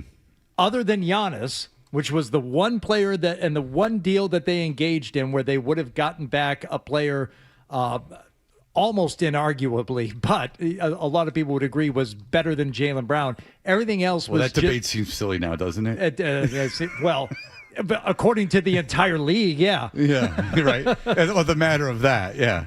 Remember that? I'm not sure they should get Giannis for Brown, and then the league was like, oh, no. You'll get nothing. Yeah. You'll get worse than nothing. So it's not a question of, they just want someone better than me. They didn't get anyone better than him. And that was, once they got past Giannis, that was never a conversation as far as I know with any team they talked to. There wasn't anybody out there that was better than him unless you believe in these, crazy analytics. So why? It does seem like Jaylen Brown is absolutely owed a little bit of why. If he's truly got nothing. Now that's if you believe he's got nothing. Oh, I believe he's got a nothing. I don't think that they were in any rush to tell him. I think they probably told him, you're going to hear that, and I've actually have heard this fifth hand, that they did tell him, like, look, this Giannis thing's going public. We're looking to trade you for Giannis, and I heard that he accepted that. But I think when it pivoted to, or that didn't happen, we need to unload you now. Yeah, we're just looking for anybody. I could see wanting an explanation for that. Absolutely. Certainly being curious as to, like, why did you want to get rid of me so much? I think if anyone, their employer, even if you were still getting paid, if your employer just dramatically pivoted from you and with no explanation, you'd want, certainly would at least want that explanation. I think that's a hard thing to knock them for. My only thing is this. This is, you make $60 million a year, bro. Like, you make $60 million. What he keeps talking about, disrespect. Like, dude, you make $60 million a year. But Joe, it's almost a credit to him that that he's not just taking the money and running, that he does take some pride in the way he's perceived. They dumped him. He did so much for the community. That's all said and done. They, from what I'm gathering, and we'll probably play more audio on this, there's more than just him on the basketball court. Well, that's what he's saying. He's like, there. When I found, because what I'm getting from it, and I think it's kind of obvious, is he's saying, I understood the Giannis thing, but then when it pivoted from that, there's no explanation, and I just don't know what was going on. Like, what happened where you were just so desperate to get rid of me, and I don't care how much money you're making. You have a certain amount of pride, and the next, like, one day you're all NBA. You're the sixth guy. You're the first guy off the all NBA team, and you've gotten all this glory, and and then the next day no one in the league wants you. That would be a very tough pill to swallow, and I would want to know what was going on. All right, he continues. I don't know what part of the conversations this is, but there's a lot. Okay. And we only get like a couple seconds of each one because a lot of it's boring, Personally, either way it goes. If I would have not gave any effort and let it be a throwaway year, probably would have got to the same result. And me showing up, leading us to a 2 seed, it would probably been the same result. So I think it was inevitable either way. The mind was already made up. Some of the guys have already reached out. From the Celtics and stuff like that, some of the young guys and stuff like that. So I appreciate them because it was an honor this year. Still was my favorite season so far. Next year may be different, but this past season was still my favorite. And which leads, in the guy in The Athletic who covers the 76ers makes this point, or it was either Jay King or him, that how happy is he going to be on the 76ers when he's decidedly not the guy? Yeah, he's not at all. Yeah, if this was the third guy. Oh, yeah, he could be. I mean, Maxi's running the team.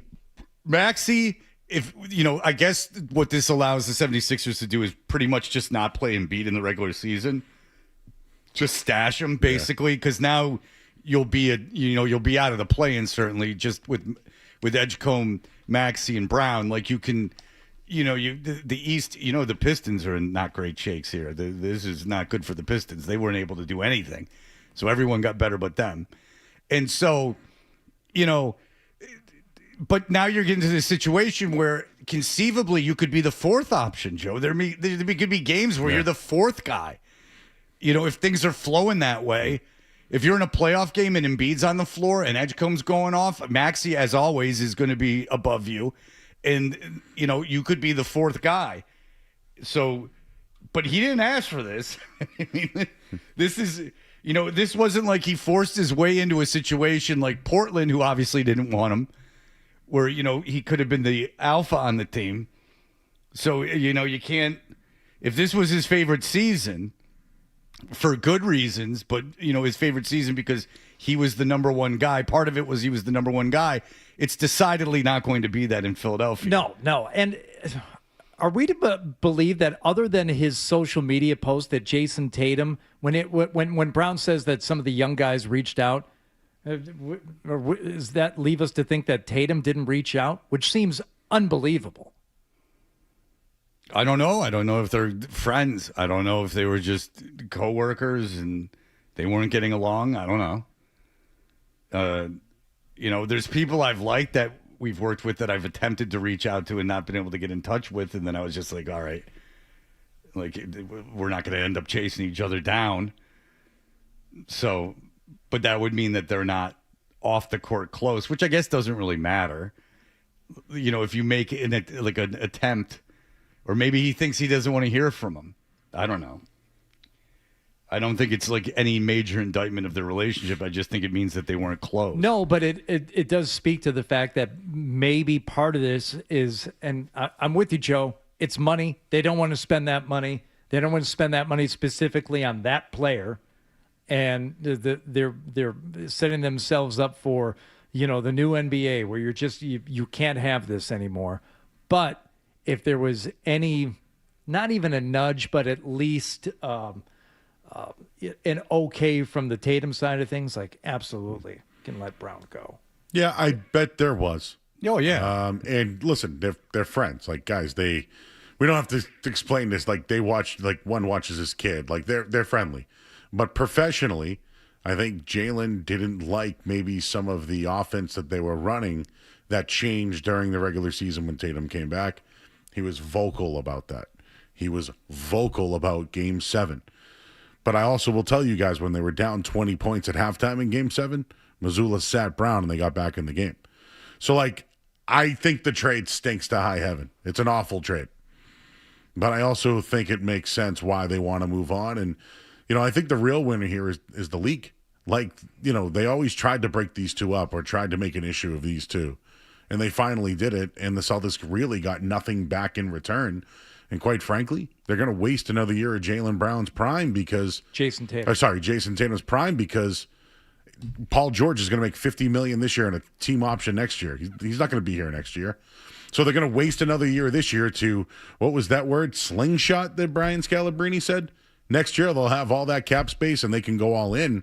It's just you're wasting essentially a year and a half, 2 years of Jason Tatum's prime. I hate that. Well, this is a gap year. Yeah, a real gap year. House by the money. way. It's house money. I had Grandy on last week, and he said there's no way to shake this thing. It's a bad trade. He felt that. Does Grandy have any? Does he show any remorse for his terrible pivot at the end of the Game 7? No, but I've talked to him about this a lot. He tells me that he's always felt like they weren't competitors. Although I know then why did he go all in? I can't speak for him. You know what? He's full of crap. Get out of here. The whole time I was saying one thing, but I didn't feel that way. Get out of here. Then why were you lying? Either way, you suck. Either you were lying the whole season and playing wrestling, or you pivoted at the end. There's no winner in this, so you're just non-authentic all the time. Okay, well, fantastic. I don't know what I was really thinking. Well, then why did you say it? Why didn't you say that? Well, I'll tell you this. The Game 7 lineup that Joe Mazzulla put out there, he didn't look serious either. And I think Jalen's pissed about that. All right. And then finally, he does. I forgot about that for about a week. You could. That was a smelly lineup. No, that was. Well, yes. Well, they never played together. Here is him talking about Tatum. Was there something about the way they were defending you or your guys' offensive process that you think didn't match? Oh, wait. Is this after Game 7? All right. I don't want to play this. It's too confusing. But they are just like us. This is from his Twitch stream. I went up to the facility. My key card got rejected. Damn.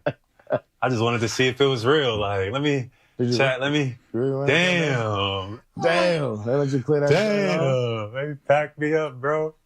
It's crazy. No, we're going to be all right. Do you think he's being serious that his key card did not work? Has that ever happened to you guys at a radio station? No. Yeah, I went in one day, couldn't log in. I go, come on down, Joe. See you later, big boy. Yeah, because when my station got sold in Atlanta and I was talking to them, I made the decision that I couldn't stand the guys that had bought the station, the Dickey brothers. Both of those dickheads are out. They did nothing but bankrupt them. And I got bought. We agreed to, like, on a little buyout, and then I was like, okay, fine. Like, you let me look for another job, and they did have someone when I picked up my 3 things, like follow me around, not a security guard, but like someone from HR, and it was like it was pretty more funny than anything else. Yeah, because they were like, I don't know what they expect you to do, but steal the company's secrets, right? Take microphones. Well, when Sean Demery left, he took all his gold records off the album and asked me to help him, which was great. I thought it was awesome because he quit or like resigned, like, whatever, retired or wanted to move to San Francisco. And he got off his shift at 6:00 at night, and he's like, "Fred, will you help me come around and take all the records off the walls?" And I was like, "Sure, yeah, they're yours." It sounds like fun. Yeah, I mean, they got your name on them. That's it. Like, so I get to kick open the case and take my Marconi, and then really put it in a position of prominence. Really, right when you walk in the house, right up there with your Atlanta Weekly best DJ. Here's something that really headline. doesn't retain its value. Yeah. This thing seemed to mean a lot more when I won it than it does now. All right, we'll be back in just a moment. Toucher and Hardy will be.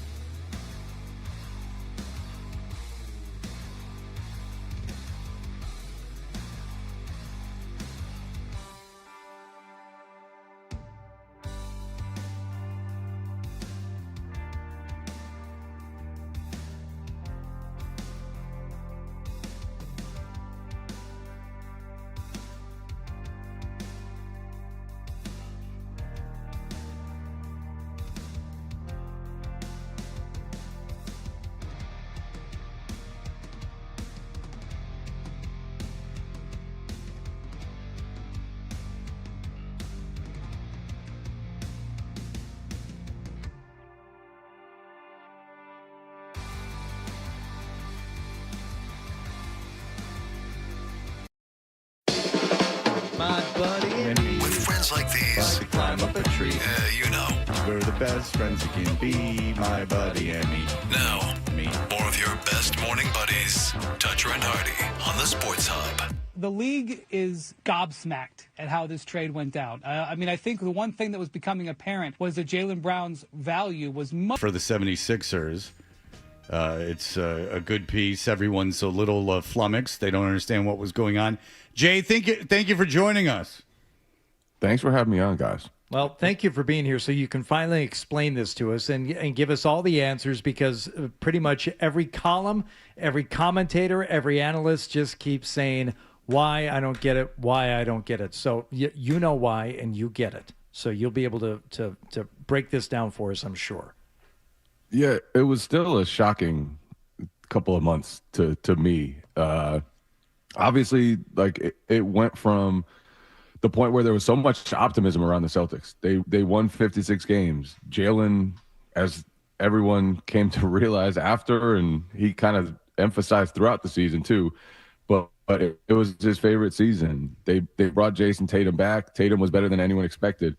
Going into the playoffs, I think the Celtics were the betting favorites in the Eastern Conference to win the East. And then you lose a 3-1 lead to Philly. Jaylen, there all sorts of drama happens over the next 2 months. They shop him around far more than, Brad Stevens had ever done with any player, basically.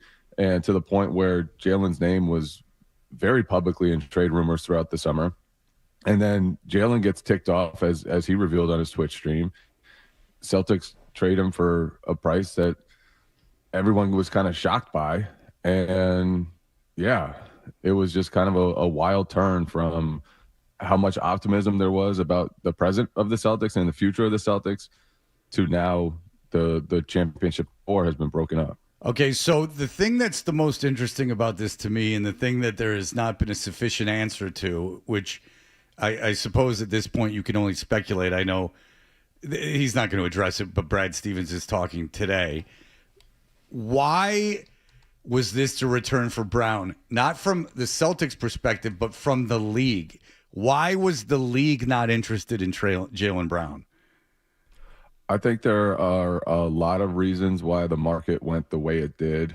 If you look at it like other teams that were interested in a shakeup, got other players, like Toronto got Kawhi, the Timberwolves, who expressed interest in Jaylen, they got LaMelo Ball instead. And so some teams that would have been interested dropped out. Other teams didn't value Jaylen as highly as his contract paid him. And I think the contract is a big piece of this, because he finished 6th place in MVP voting.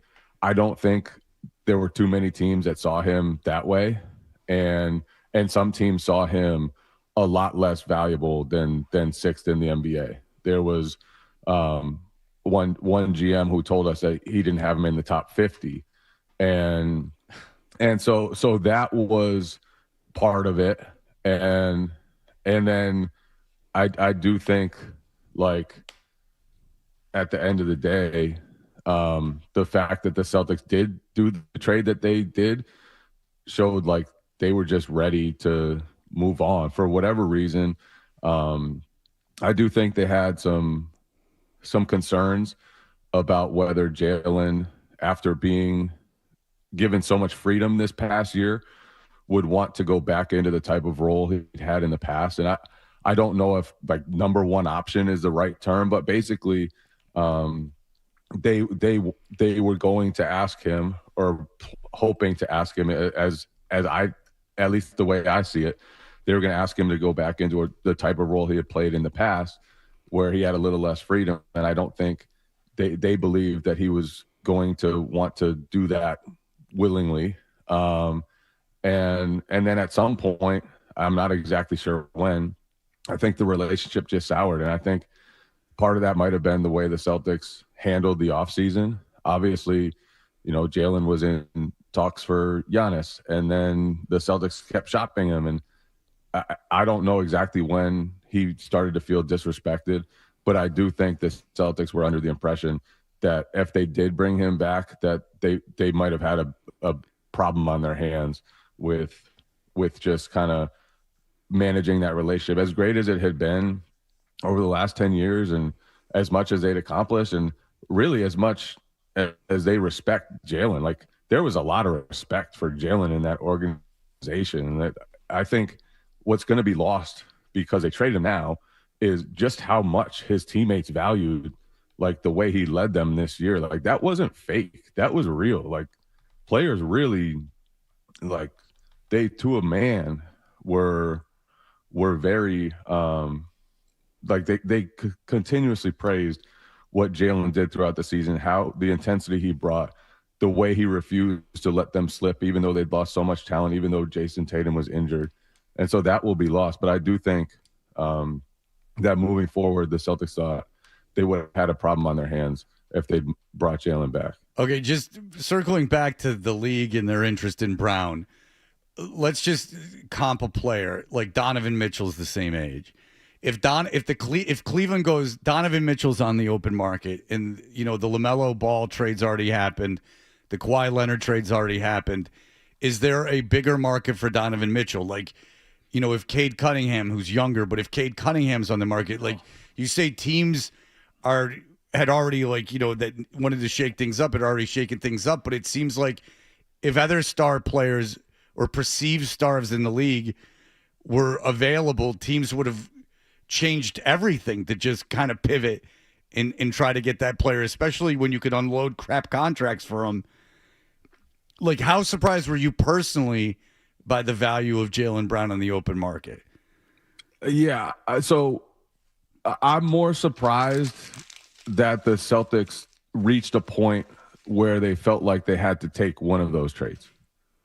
And I'm not really shocked. Like, if you talk to people around the league, there are actually a lot of people, and there have been forever, that kind of don't put as much value in Jalen as the general perception of him is.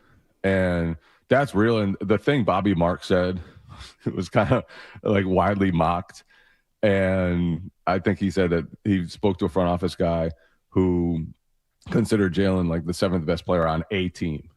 Like not in the league, like on a team. And that was widely mocked. But there are people out there, I've talked to these people for years, that always thought Jalen was kind of overvalued by general perception. And so I think that was part of it. And so I think, but to me, so I wasn't shocked that the market, I thought, there would probably be a few teams that value him a lot more highly than that. I do think, again, what will be lost in this is like Jalen's a gamer. Jalen gets better every year. Jalen's coming off the most productive season of his career when he was genuinely one of the better players in the league.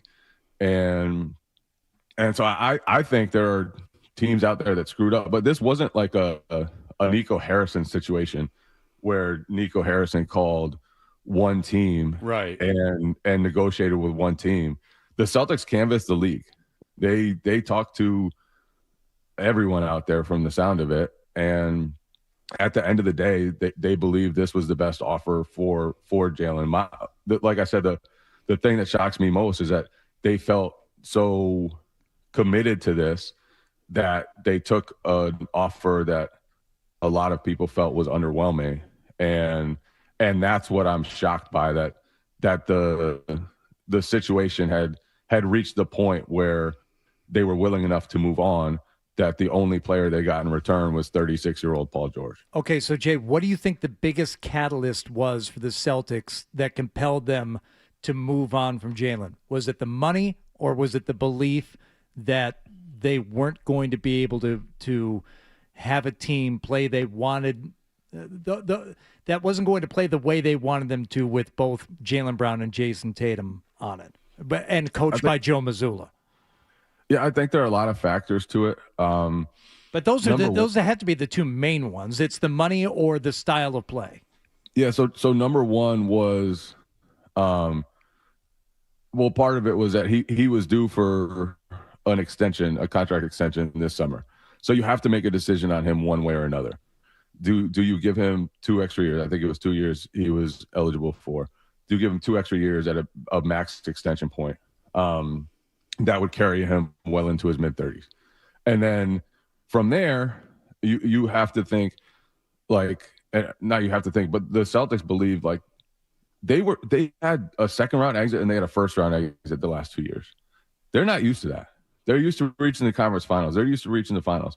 And so I think they believed that as much success as they had in the regular season this past year, there was a gap between what they did then and their viability as a real legitimate championship contender. And if you look at when they did win a championship in 2024, yes, they had Jason Tatum and Jaylen Brown. They were built around those guys then. But they also had a supporting cast that had basically no holes. They had veterans everywhere. They had former All-Stars everywhere. And because of the second aprons, because of the CBA, they had to strip down all of that. And so as you look at it moving forward, Jaylen and Jason both make more money now, a higher percentage of the cap, creating that next supporting cast that allowed them to win a championship with those guys as the top 2 options was not going to be particularly feasible. So you have to come up with another way. And I think that spurred all of this too, is like, how do we get to championship status again? And I think that the way that other teams saw it, and, you know, with Jaylen's contract being an issue, with the ability to create a roster that has enough depth and high-end talent throughout, I think the Celtics saw that similarly, where, you know, yes, they've won a ton with Jason and Jaylen, and yes, they won a championship with those guys, but the circumstances are different now, and I think they thought it was going to be difficult to build a championship roster. So they thought that this move would set them up better, I guess, moving forward with the 2 picks. They're excited about the 2 picks. They think those picks could both yield the 2028 pick and the 2031 pick could both yield, you know, potentially very, very good, potentially franchise-altering players. But I do think, like, where they are as a franchise and how the last 2 years went kind of spurred them to this a little bit. And then I do think, like, at the end of the day, they had questions about whether Jaylen would come back and be committed to buying into the role that they foresaw for him. And I think that was part of this. And so it was complicated. Obviously, whenever you trade somebody who's done that much for your franchise, it's going to be complicated. But I think they had a lot of reasons for arriving to the point that they did last week. All right, Jay King, read him in The Athletic. Lots of good stuff. Thank you for the time, sir. Thanks for having me on, guys. Appreciate it. All right, we appreciate it. We will be back. Here are the headlines. Sports Hub headlines.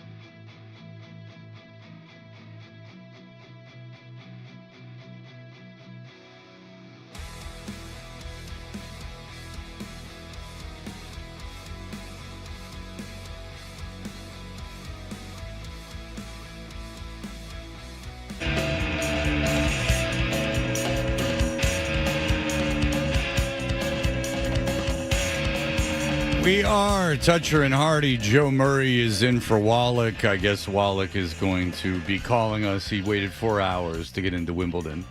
At least 4 hours to get into Wimbledon.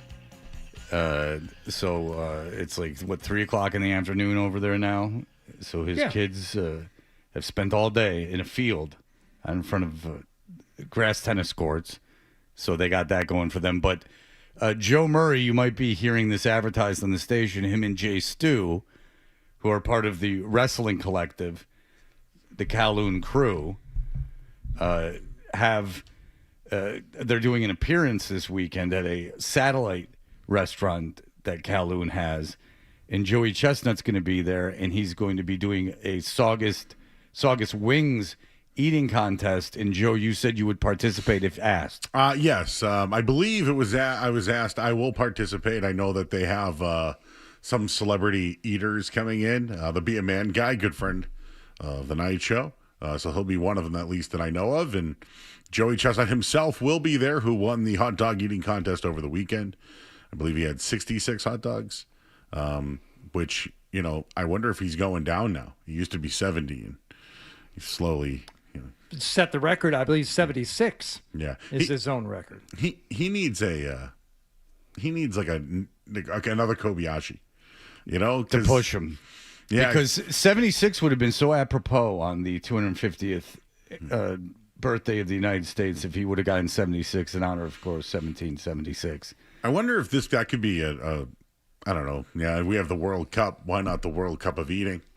Maybe there'll be people in other countries that could challenge Joey Chestnut. Well, isn't that what Nathan's is? You have to be from the United States to get into Nathan's? I don't know that, but what I will say is there are guys who are like the lemonade drinking champion. There's the jelly bean eating champion. So they're just niches. They just happen to find like the one niche. It's not the standard, which is the hot dog. Yep. So how many wings do you? Because obviously Joey Chestnut's gonna. He'll put a governor on himself, but obviously he would win that thing. If for nothing else, technique. I mean, he's obviously has some technique to do that. Do you have a technique for that? I don't, but I have been taught a few tricks of late. Oh. So I'm a drummy guy. Mm-hmm. I like to eat the drummies. Well, come to find out, if you get a flat, there is a way to kind of push down on the bone so you can pull the bone out and just eat the meat. There's actually two tricks. One is to push down on it. The other is to break a bone and then pull the other meat out of it. You didn't know to break the bones of a flat? I did not know that. Did you? Is that how you eat your flats? I don't know how else you would eat them unless you break the bone. You really got to, I kind of split the middle and then eat. And you just eat around the bones? I split the middle and then I eat the bones. You have too much respect for the bones to separate them? No one's ever taught me an easier way. There's no one's gave you a guidebook to being a man. You gotta split it and hit it. Yeah, exactly. I'd rather stay and play. But now that I know how to split it and hit it, maybe my speed could get up. Myself and Jake Seymour and Street Team Joe, who works at night with us, we went to Buff's, and I think we got almost 90 wings, and we ate like 65 combined. Okay. But I could have ate more. I just didn't want to feel like crap. Did you eat anything else besides the wings? Just wings. Okay, you didn't get onion rings. No, buffalo, garlic parm, and barbecue. Ew. The garlic parm's not. That's heavy. That's heavy. Absolutely disgusting. What are you being told about eating prior to the competition? Meaning I didn't know that was the way to eat a flat. No, but in terms of you're like the day of, like. Oh, I don't know. I'm broadcasting, so I'm on 2 to 5. If they would like me to be a contestant, I'm happy to stick around. Okay. But I could smash Saugus wings. I just don't know how many. Probably if I'd set the over under at 24.5, and I'd probably go over. There was a kid in my fraternity that was pledging, and he's like, I am like the wing eating champ of Tampa, Florida. And he goes, I eat the bones. And I go, no, you don't. I go, no, you don't. And he goes, yes, I do. So I said, okay. And we found a place in Orlando for him to go to and do a wing, like they had a wing challenge. Yeah. And I'm like, no, you said you eat the bone. So he had to chew the bones of like whatever, 40 wings or whatever it was to win the challenge. and he just sit there and like actually eat the bones. He loved it. I mean, what a price! I mean, he's lucky he didn't rip his colon apart. Like, it's just like, okay, so you're winning these contests, and your strategy is just to eat everything, and that's what he did. He had to like suffer it down. I don't know if he did it with all the wings, but he at least had to put up an appearance of doing so. Now, is Jay Stu into this in terms of like the eating aspect of it? Because it's a mockery. Yeah. He's a wrestling guy. He appreciates, that kind of competition. Is this a competition that he's down for? He's on par. He's ready to go. I feel like he could eat a lot. Bringing a 2x4 so he can be like Hacksaw Jim Duggan. The one eater at this station that very silent assassin when it comes to. Let me guess. Kevin Majori. No. Part-time on-air host. Probably here quarterly and during the summers. George? Not George. Sean Silver. Oh. He's 6'4", and he can. I went out with him last weekend, and we got a lot of food, and he mowed. I was very impressed with his palate. Is he a big guy? 6'4", yeah. But there's that thing where and this was Kobayashi's thing. The thin guys. That's why I said Majori. They don't have, a layer of, girth pressing against their stomachs because the stomach can expand. Yes. And that's why Kobayashi was able to like put so much in his stomach because there was nothing stopping it from expanding. So maybe Silver has that going for him too. Yeah. I haven't seen him in a while. I don't know how trim he is these days. Yeah, we went out last week. It was awesome. But yes, this Saturday, 2 to 5, we're broadcasting. There's a Saugus Wing eating competition. Saugus Wings are Kowloon's signature wing, and Joey Chestnut will be there, and there'll be other competitors, and I'm excited for it. But now, will Sarge go? We invited him. I don't know. I saw Sarge. Will Jerry Carabas go? I don't know. He's big time now. He's big time now. Well, I mean, obviously. Well, yeah, Andy you Wong. You can't get away from No, it. Andy will be out of town, but he has his What? own. They own that. The Nine Dragons is the restaurant. Yeah. Right. We have all communicated about. We are the representatives of the Kowloon that day. Okay. But Fred, it's funny. I've always told you that I need to know where I'm eating, or what. Wherever I am, because you get horrible diarrhea, right? An eating contest at a casino is, Are there accommodations there? Is there a room that you could get that as a safe space? The Brook has accommodations. It just might not be for an eating contest. No. But the thing is that you might just need a room to go to the bathroom. Yeah. You don't even need to stay. They don't have hotels at this place. Right, but they could sanction off some area for you to go to the bathroom. I would like a designated area. Yeah, yes. just even if there was a bucket in a corner with a tarp, they could at least handle you that way. So let's just say if I'm going to eat that amount fast, it's coming out fast and that amount. That's even just a draped section. Yeah. I mean, something like they would use for Andre the Giant on a flight to Japan. The famous Eddie Andelman story. All right, look, we'll be right back. John Wallach might call in. We don't know, but we will discover if he shall in just a moment. Stay tuned for more Toucher and Hardy on the...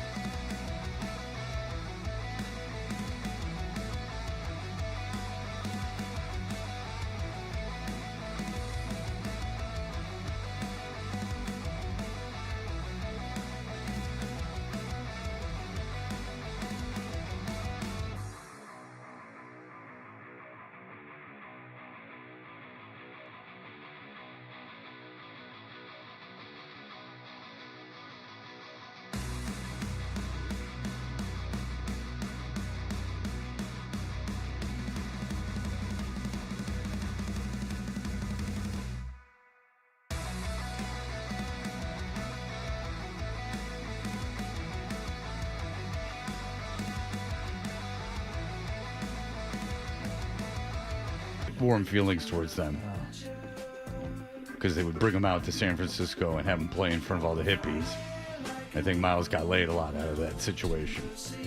And he liked it.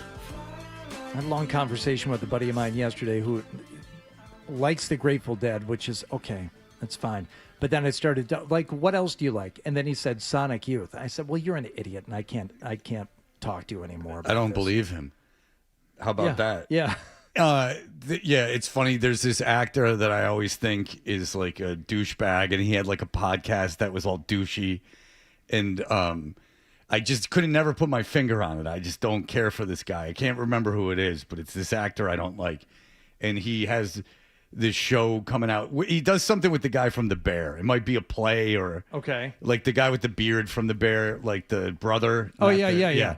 So that guy I like, but this guy is like he did a play with him or something, and he was out promoting it, and he started talking about how the Grateful Dead was like the greatest band of all time, and I went, I can sense these things.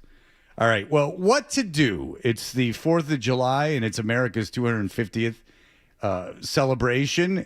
If you're John Wallach, it's to flee the country with your family, and he went to London, England. And John is on the phone with us right now. Jonathan, hello. Morning, guys. All right, where are you? I am currently sitting right next to court number 1 at Wimbledon on Henman Hill. Okay. Now, is your family with you? My family is at a different court. My family is sitting and watching a women's doubles match on court 18. Why are they watching women's doubles? Well, the grounds passes that I waited 5 hours in line for only give us access to courts 3, 16, 17, 18, and 14. So you're not at court 1, you are adjacent to court 1. I am adjacent to court 1. Okay. There are two ways of looking at this, fellas. One is I'm visiting the mecca of tennis. You know, it's one of those things where it's a very famous hallowed grounds, and you go there, and it's kind of a pilgrimage. The other way to look at this is I just spent 5 hours outside waiting to get in to see women's doubles. Okay, so it is now I'm leaning toward option 2. It's a pilgrimage for people who love tennis. Do you love tennis, and have you kept this from us for decades? No, I don't love tennis nearly enough. Okay. No. Okay, but your kids do, obviously. Yeah, no. Okay. No. All right. They've been complaining for about an hour now. Well, what ingrates? They didn't want to stand in a field for 5 hours? How dare they? I know. We stood out in the field for about 4 hours and then online for another hour to get in and realized that all the men's and women's singles matches are no longer on the outer courts when we got here. So it's I'm sitting here thinking how much longer? Okay, so you'll probably stay for like 45 minutes. Just for the sake of conversation, do you know the names of the women playing in the women's doubles match that your family's currently at? No clue. I think one of the doubles teams is ranked 3rd. I think I have the 3rd ranked women's doubles in front of me. Okay, so it's not the Williams sisters or something of that nature. No. Actually, Serena had to withdraw, so no Williams sisters this time around. Okay. Because there are women's singles matches going on now, but they're at center court and the number 2 court. You're not allowed in there. Not allowed in there with the grounds pass that I waited 5 hours for, no. Okay, what court is your family at? 18. Okay, that is Anna Danelia and Alexandra Krunick against Ingrid Neal and Juliana Olmos, who's Edward James Olmos' sister. Damn it, I didn't write that down. And right now, again? Well, I'll just do the math for you. Right now, the score is 3-2. 3 times 3 is 1, 2, 3. 27. Right. All right, mijo. Right. All right. Yeah. All right. So you made them wait, and they're complaining. But the trip, other than this, has been fun. Yeah. We've seen a few things. We have stuff lined up for like a dinner cruise down the Thames River. We have all that stuff for later in the week. Oh, will there be big band music or something else your kids will enjoy on that river cruise? No. We're keeping that band free. I think they'll be more involved with, coasting down water and food. I think that's what they'll be looking Well, for. nothing excites a child's imagination like a lazy trip down a river. Well, listen. That's right. All right. Well, John, we appreciate you taking the time. So 5 hours you stood in line for legitimately 5 hours? 5 hours. We got here at 6:45, 7:45, and got in about 1:45. And you just had nothing to do but to stand in the field? Pretty much. Yeah, no, that was it. Yeah. And the kids lasted 4 hours before they started complaining? 3, but you get the point. There's three, and they're like, how much longer? Were there homeless people in line? Like, who else is waiting in line for 5 hours? I got news for you. We weren't. I don't know if you saw the picture I posted earlier. We were at the back of the line. There were people in tents who were already camping out for tomorrow. Jesus. And how much did it cost you to get in? It was only $30 a person. All right. Well, look, you got to save some money by blowing the whole day. Yeah. Have you seen any celebrity? I'm looking at the celebrities who have been in attendance. Have you seen any famous people there other than the players? I have not. No famous people frequent the courts that I'm on. Dionne Warwick is there. And she got in. Really? Yeah, she was in front of you in line. You didn't even notice her. She called. No, I missed it. All right. Well, listen, Marcelo Arevalo and Mate Pavic are playing John Julien Roher and Theodore Winiger. That's going on court 14. What court is that? Court 14. Okay. All right, that's 2 courts over. I'm on it. Yeah, court 3 you're not allowed because that's a doubles match featuring Christian Harrison, so you're not allowed in court 3. No. All not right. allowed on there. No. All right, John, go enjoy. I don't want to keep you from the women's doubles match, so go ahead, enjoy that, okay?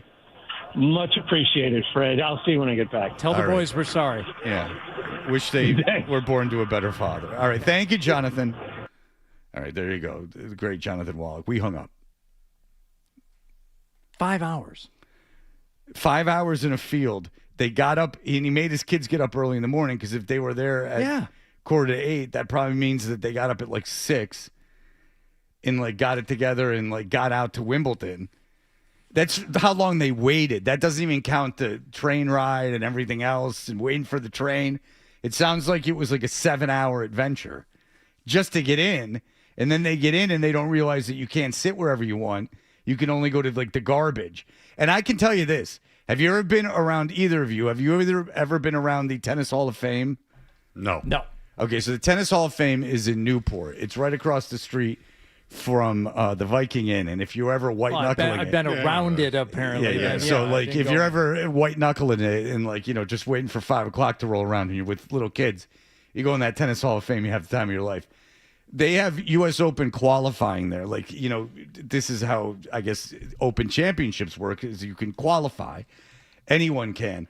And I have been there while that's been going on. And I got to tell you, you don't even take a seat. You don't even sit down.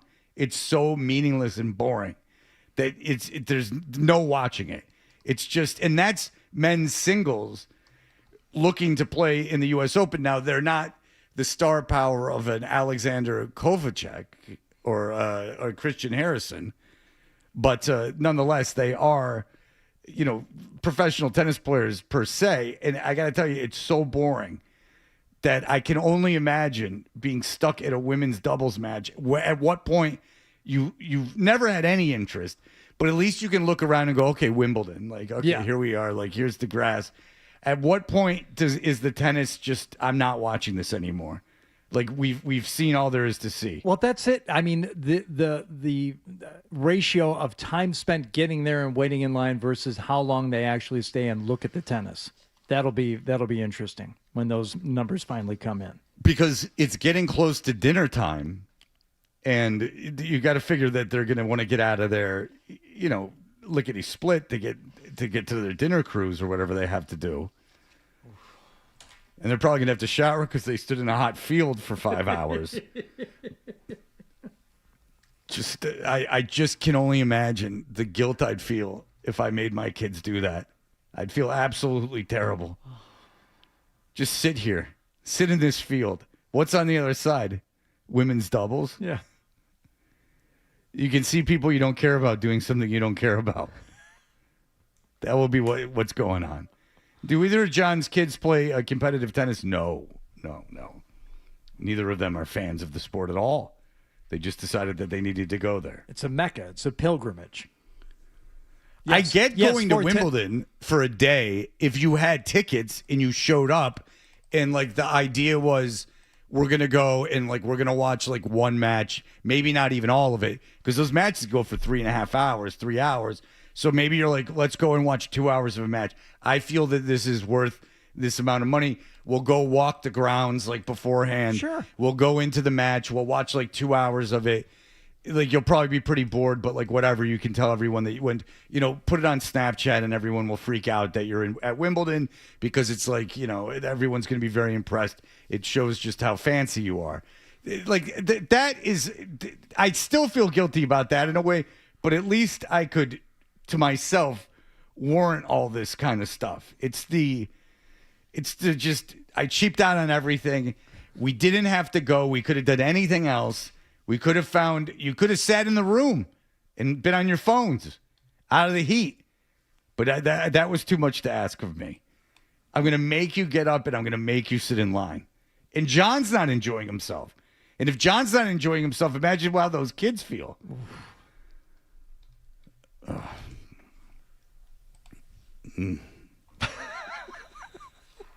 5 hours. I mean, my son sometimes doesn't want to go to like Red Sox games. I don't feel like going. 5 hours to go into Wimbledon to see something you don't care about. Woof. And forget about my daughter. Oh my God. I'm starting to question. You know what? I'm going to have to ask. My daughter won't. She's too concerned about my feelings. She won't say one way or the other. I'll ask my son how he felt about going to the British Open there at St. Andrews. Oh, I guarantee they were incredibly bored. When I was at the U.S. Open, it was super boring. It's boring as hell. Golf tournaments are really boring. Well, it's not fair to call it a tournament because we were there for a practice round. Oh, Jesus Christ. I went back the next day with the other people we were with for, day one of the actual tournament. Yeah. But when the four of us, the nuclear family went, that was Wednesday. And none of them play golf. Well, they all play a little bit, sure. But they don't play golf. Like, it's not their hobby. No. Right. No. And so for you are like marveling at the bags and like the practice setups and the way they're reading greens and everything. Just walking around St. Andrews was cool. That part of it they liked. Oh, I'm sure that they thought it. But I mean, I would gather where St. Andrews is, there's several things that look similar. Like in terms of the structure of the place. Like that, I would assume that like that doesn't stand out in that area of Scotland. No. Yeah, so I'm sure they went, oh, cool. But then the golf, they were, no, they didn't like it. Ask your son. I got the answer for you. I can save you a question. No, he didn't want to be there. It's boring. It would have been boring for me. Oh, you would have appreciated it. No. Come on. And my dad told me about playing St. Andrews. And when you go into that 18th green, everyone's sitting on this like outdoor patio, like watching you. And they all like making comments. Yeah. No, I wouldn't like that either. I'd be so sick of playing by then. Those links courses, I hate them. If anything that's erratic, it's gone. You're in those. I guess because you have to play with a caddy, maybe they can find it because they're so used to it. Oh yeah, once it's in the gorse. Yeah. Yeah. Like then what fun is that? Then I just got to chop it out of that stuff. Yeah. Take me 18 shots and hurt my back to get that stuff out. Well, don't go in there. Well, that's not an option. If I could not go in there, I would like that. I'd like golf more. Last time I played golf last week, I had to put my ball in my pocket on like 7 holes. I was so out of control. It's almost like I don't get it because I'm not a terrible athlete. I don't understand what it is about golf that I just can't get. I saw it like a little guy, like a little person. And they weren't hitting the ball very far, and they had a weird grip, like an overhand grip with their top hand, and they're like they got a bogey on a par 4. Like I'm like, Jesus Christ! I'm playing with a guy. He's got a 3/4 swing, and he's doing perfectly fine. It's just barely touching the ball, and it's like flying off because of all the new equipment. But me, everything's taking right, left turns, and then I'll compensate and I'll pull it. It's all. I just don't understand. I don't understand why that's like something that people that are basically just never do anything can just get out there and somehow manage to get by, I can't. Get some tips from Joe Murray. He's doing a golf show now. Oh, that's right. I did one Joe on the go on a golf course. You know, Hardy did not like that. Yeah, I've heard. And I grew up on the George Wright. I played as a kid. I won't play anymore because, you know why, Fred? It's too mental for me. You don't have any clubs. I don't. Out. No, I do. I just don't have them. They're at my mom's, which they're righty and lefty clubs in that bag somewhere. There has to be a point where I like move on and I try some other kind of game for old people. Like I used tennis. to love pool. I played pool all the time. See, I can't stand bar games. Like I would rather just drink when I drank, and now like I don't like a pool table to me seems like a complete waste of money. It's just something that just will end up ultimately sitting there. How about darts? Oh my God, Jesus! I don't know how. Why don't we get you a shuffleboard table in your house? Well, I went to like basketball camp. There was a shuffleboard table, and I would. Great. Well, you're the one guy who knows how to play it. I don't know how the hell you're supposed to play sand it. in there. Oh, you got to get the right. I had an office. We had an office, but we'd have tournaments and stuff. Yeah, I never met anyone who ever knew how to play it. You would just end up throwing them all around. Gotta make sure you get that sand on there. Yeah. You know? Yeah, oh yeah, you got to for the good glide. I understand that. Yeah, you got to. It's a true glide. You can't. Yeah, you got to. Whatever the properties of the sand brings to the table, I understand that. No, I can't stand bar games. I'm not competitive enough. I just don't care. That's the problem. Is that outside of like stuff with work and things, I don't really like dumb stuff like that. I'm just not competitive. I just don't care. Like bowling, I don't care. I was gonna say bowling. Yeah. I don't care. Like if I do bad, I don't care. Like if I'm doing well, then it's like kind of fun that like, oh wow, I'm doing well, and then that turns around, and then it's like I can't muster up. I'm just bewildered why. Golf, I think it is my mental weakness, Joe. I just think I'm too mentally weak. Listen, played baseball for a very long time. It was more mental than it was physical. Oh, that's what separates the greats from the goods. Absolutely. All right. A lot of physical similarities between a lot of people. It is that mental thing that gets you over the top. All right. We'll be back in just a moment. More Toucher and Hardy on the way on the Sports Hub. On the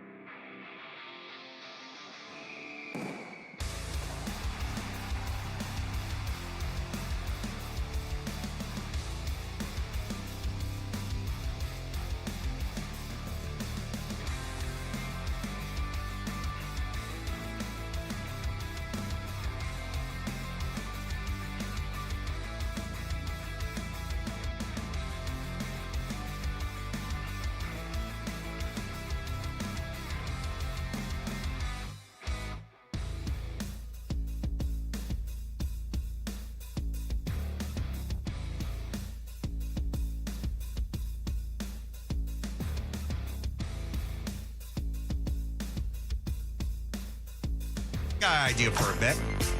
The email bit. We should do the email bit. It's a great idea. Let's do the email bit. All right, we shall. The Toucher and Hardy email bit is powered by Jeffrey Glassman Injury Lawyers. If you've been hurt in a car or work accident, you got to get Glassman. Don't just send an email. Call all sevens at 617-777-7777 or visit gottagetglassman.com. Emails coming in fast and furious. You can go to 985thesportshub.com and see what we got going on there. Or you can just follow us on our social medias at Toucher and Hardy, at Hardy985, or only on Instagram at Fred Toucher. Very proprietary information, only on Instagram. Anthony says chicken eggs. Chickens lay eggs constantly, but they are unfertilized. So if you want to, you can consider the eggs you eat as chicken periods. That's Anthony in Warwick. Because Hardy tended to chickens, his neighbor's chickens. He has an Appalachian family that has bought 3 houses in a row, and they've created a whole backyard. They're Massachusetts people, and it's a fine family. And yes, it's the compound, and I was responsible. Calvin and I were responsible for their chickens for the long weekend. Yeah. Did you ever call Chachi to get any advice? No, I haven't spoken to. I don't know if I've talked to Chachi. And when's the last time you talked to him? Have you talked to him since he left?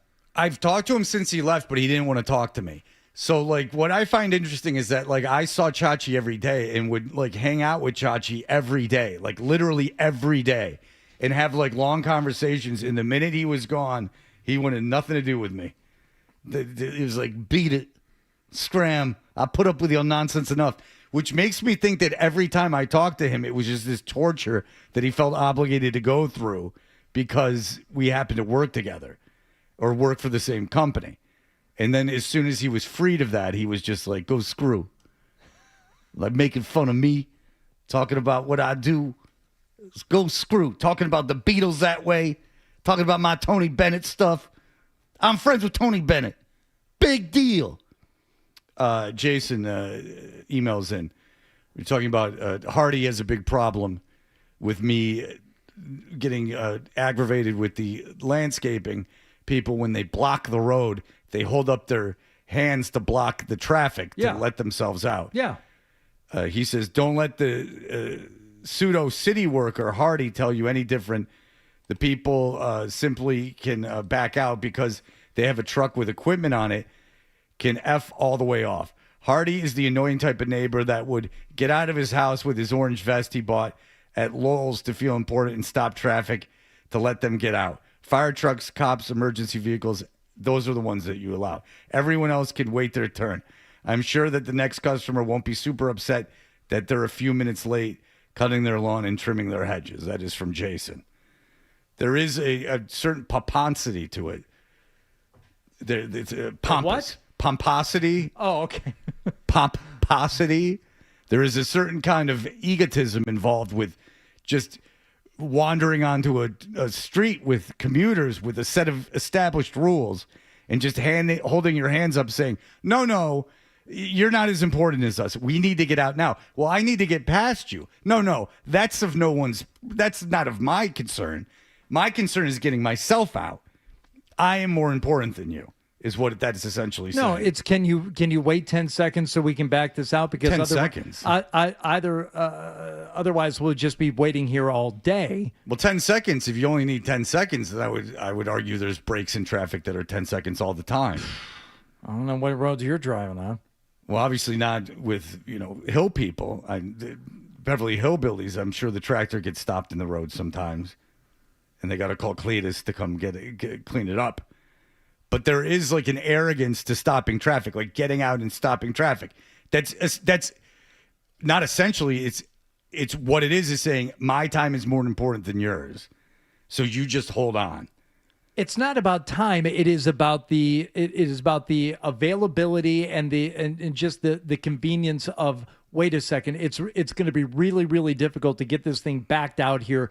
Can you just wait 1 second so we can get out on the road and get on to our next job? Yes. And by the way, it's not like they're parked in a driveway. generally either. They're parked because landscaping trucks aren't afraid, and I understand, of taking up an entire road because they park on the street. So, I mean, if I take surface streets to get back home, I'll run into 17 landscaping trucks taking up a full lane of traffic. That I can accept. Is what are you going to do? You have all this equipment. You have a service that people want. This is how you do your business. But it's almost, I've seen landscapers get up so they could turn the truck around. They're like already taking up a lane for whatever length of time it took to do the landscaping. But that wasn't enough. Now they need both lanes. No, you don't get to do that. You don't get to direct traffic. I got to imagine it's illegal to stand in front of traffic with your hands up. There's no way that's legal. There's no way. Well, then that should appeal to your oppositional defiance disorder. Oh, I follow the rules, baby. I follow the law. Don't you dare get me with the scofflaws. I follow the law. Well, if everyone, especially in Newton, I guess would just take care of their own lawns, this wouldn't be a problem. You take care. Well, it wouldn't be. You take care of your own landscaping, right, Fred? Well, I mean, no, you don't. I have a huge estate. You don't take care of your own landscaping. No, I hire people to do my landscaping. So you're part of the pay. problem. I didn't say people shouldn't be landscaping. I have no If you problem. want them to- if I'm you not want- complaining about the noise. If you I'm want saying them- you can't stop traffic. It has nothing to do with landscaping. UPS drivers, anyone, no one that's not a cop or an emergency vehicle has the right to block traffic. I gotta know. There has to be a law. They're not blocking traffic. They're asking you to wait a moment so that they can get back out onto the road. If traffic's Can you not wait a moment? If traffic's not Can you moving wait a because moment? you're standing in front of the cars, that is the definition of blocking traffic. There's no other definition. Impeding the progress of cars. Fred, can you wait a moment? No. Why not? Because you don't have the right to your that time. time is more important than theirs. No, I'm following the rules. If there's a red light, I don't run it. That's the standard societal what we're doing. We're stopping at the We're red going light. to bend this rule for a moment. If you can wait, can you wait? Well, how are you coming at me? Again, it's the ask. It's the attitude. If you're and the humbly ask. coming at me and asking, and again, this isn't just landscaping. This is any civilian in a non-emergency situation who's out directing traffic. It's got to be quite dangerous too. Like, what if you're just driving down the road and really not like looking up, and some guy just walks into the street all cocksure with himself because he does it all the time and just stands in front of your car like, stop, and then you look up and you're like, oh, Jesus Christ. It seems highly illegal and very dangerous. I'd imagine if you asked most police officers, they'd say probably not a great idea if people just start stopping traffic on their own. And your list of people that really bother you on this planet, where do cocky landscapers rank? They got to be near the top. I don't have a lot of interaction with landscapers. I don't even know who does my landscaping. I know the name of the company, and I text the guy that runs it, and I know he lives in Roxbury because that's where I mail the checks. But, I mean, you've seen my yard, in quotations. It takes 10 seconds for them to do everything. I tried everything. I wasn't going to buy a lawnmower because it's ridiculous. I've filled up one time in my lifetime to mow that lawn. So I got one of the mowers that doesn't. The actual like rotary blade? Right. And then I realized that doesn't work. No, it's a lot of work too. Yeah, and it doesn't work. So like it was, what am I going to do? You know, I'm not buying an effing lawnmower and cranking it up and to go do. Get you a little electric number, a little battery power. Plus, I don't like weeding. Like there needs to be weeding, very little weeding. But I'm not a big gardening guy.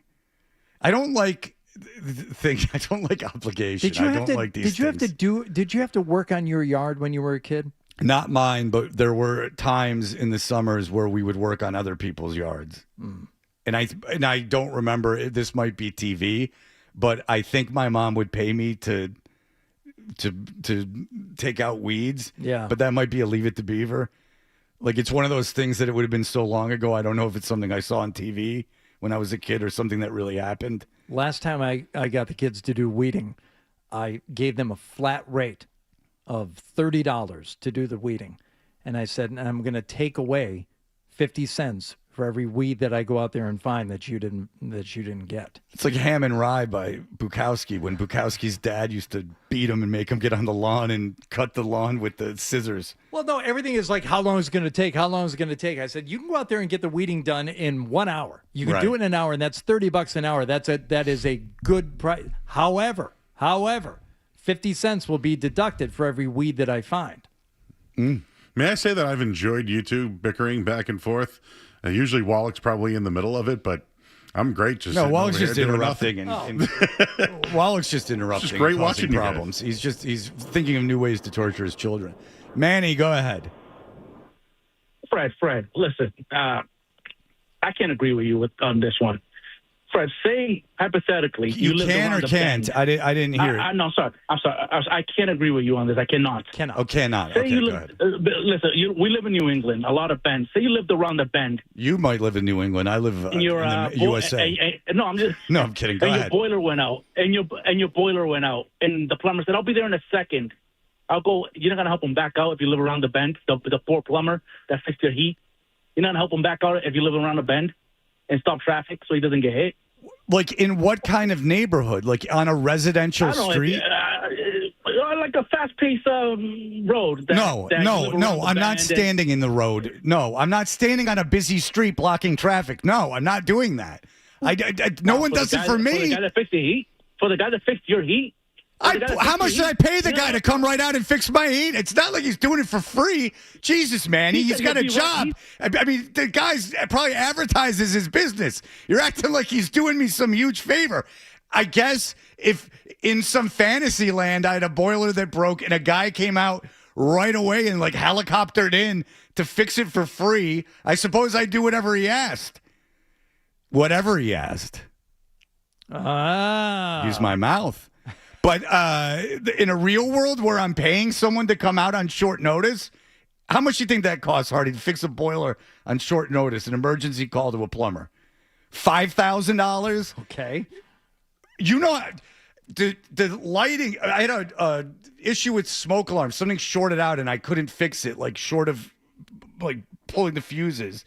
Like the smoke alarms, I had a guy come over and I had to have him come over right away. Because it was going, yeah. He came over and he was really nice and he was a fan of the show. But I paid the guy like $700 because he had to come over right away. I didn't feel the obligation to then go clean his house. I paid him $700 to come over and do the work, which is how much it cost. I didn't try to talk him down or try to do anything. We had agreed on a price and that was it. Jesus, you're acting like if a guy comes out to do work on your house, you somehow... If you're paying them, that's the compensation. That's what they do for a living. Go out in the middle of a busy road. And now, on my road, the residential road, sure. I'll lay down in the road. I don't care. It's little, but you get out on Beacon Street or Walnut and put your hands up.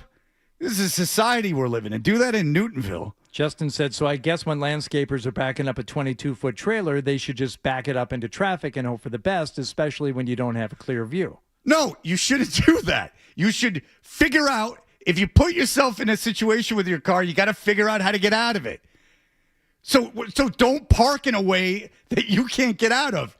There's no real explanation. All these explanations suck. If you pay someone to come in, you're not going to stop traffic for them? No.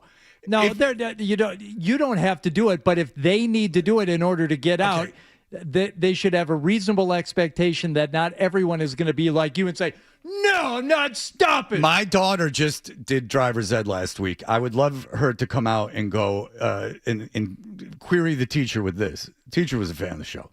Go, hey, my dad's audience says if you park in a situation that you can't get out of, that you should do everything you can to go block traffic and everything. I'm sure that you'd pass the test right there. That's a failing grade, my friend.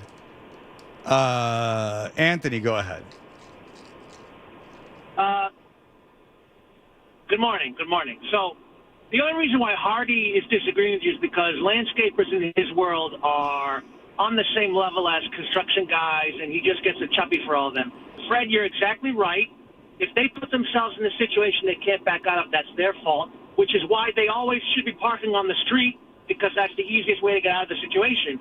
But what I really want to know, Fred, is where do the landscapers that block traffic rank in comparison to podcasters that should not be podcasters? Okay, well, I will tell you, that's a good question. Landscapers are a service that people pay for in need. They're saying, I value this service. I'm going to pay you for that. So I have nothing against the job of landscaping at all. Podcasting is ridiculous.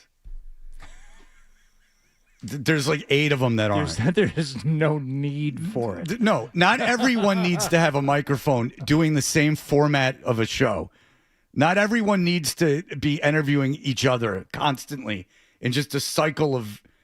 And I'll tell you what, even for the short money, a lot of these comedians could do well not having a podcast, because there's like Tom Segura is like a pretty good stand-up, but I can't stand his stupid clips from his stupid podcast, his 11 podcasts. Oh.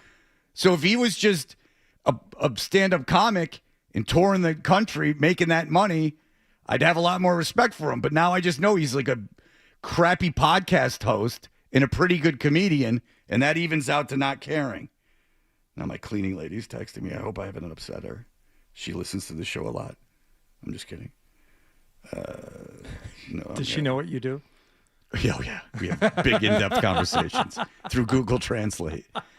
No, I don't speak Portuguese, and she doesn't speak much English. She's very nice, and I know, and every time I see her, I see pictures of the new baby. Oh, that's nice. Yeah, but it's more of a nonverbal. It's like, yeah, a lot of that. Like, yeah, okay. Portugal, Spain today. You can bring that up.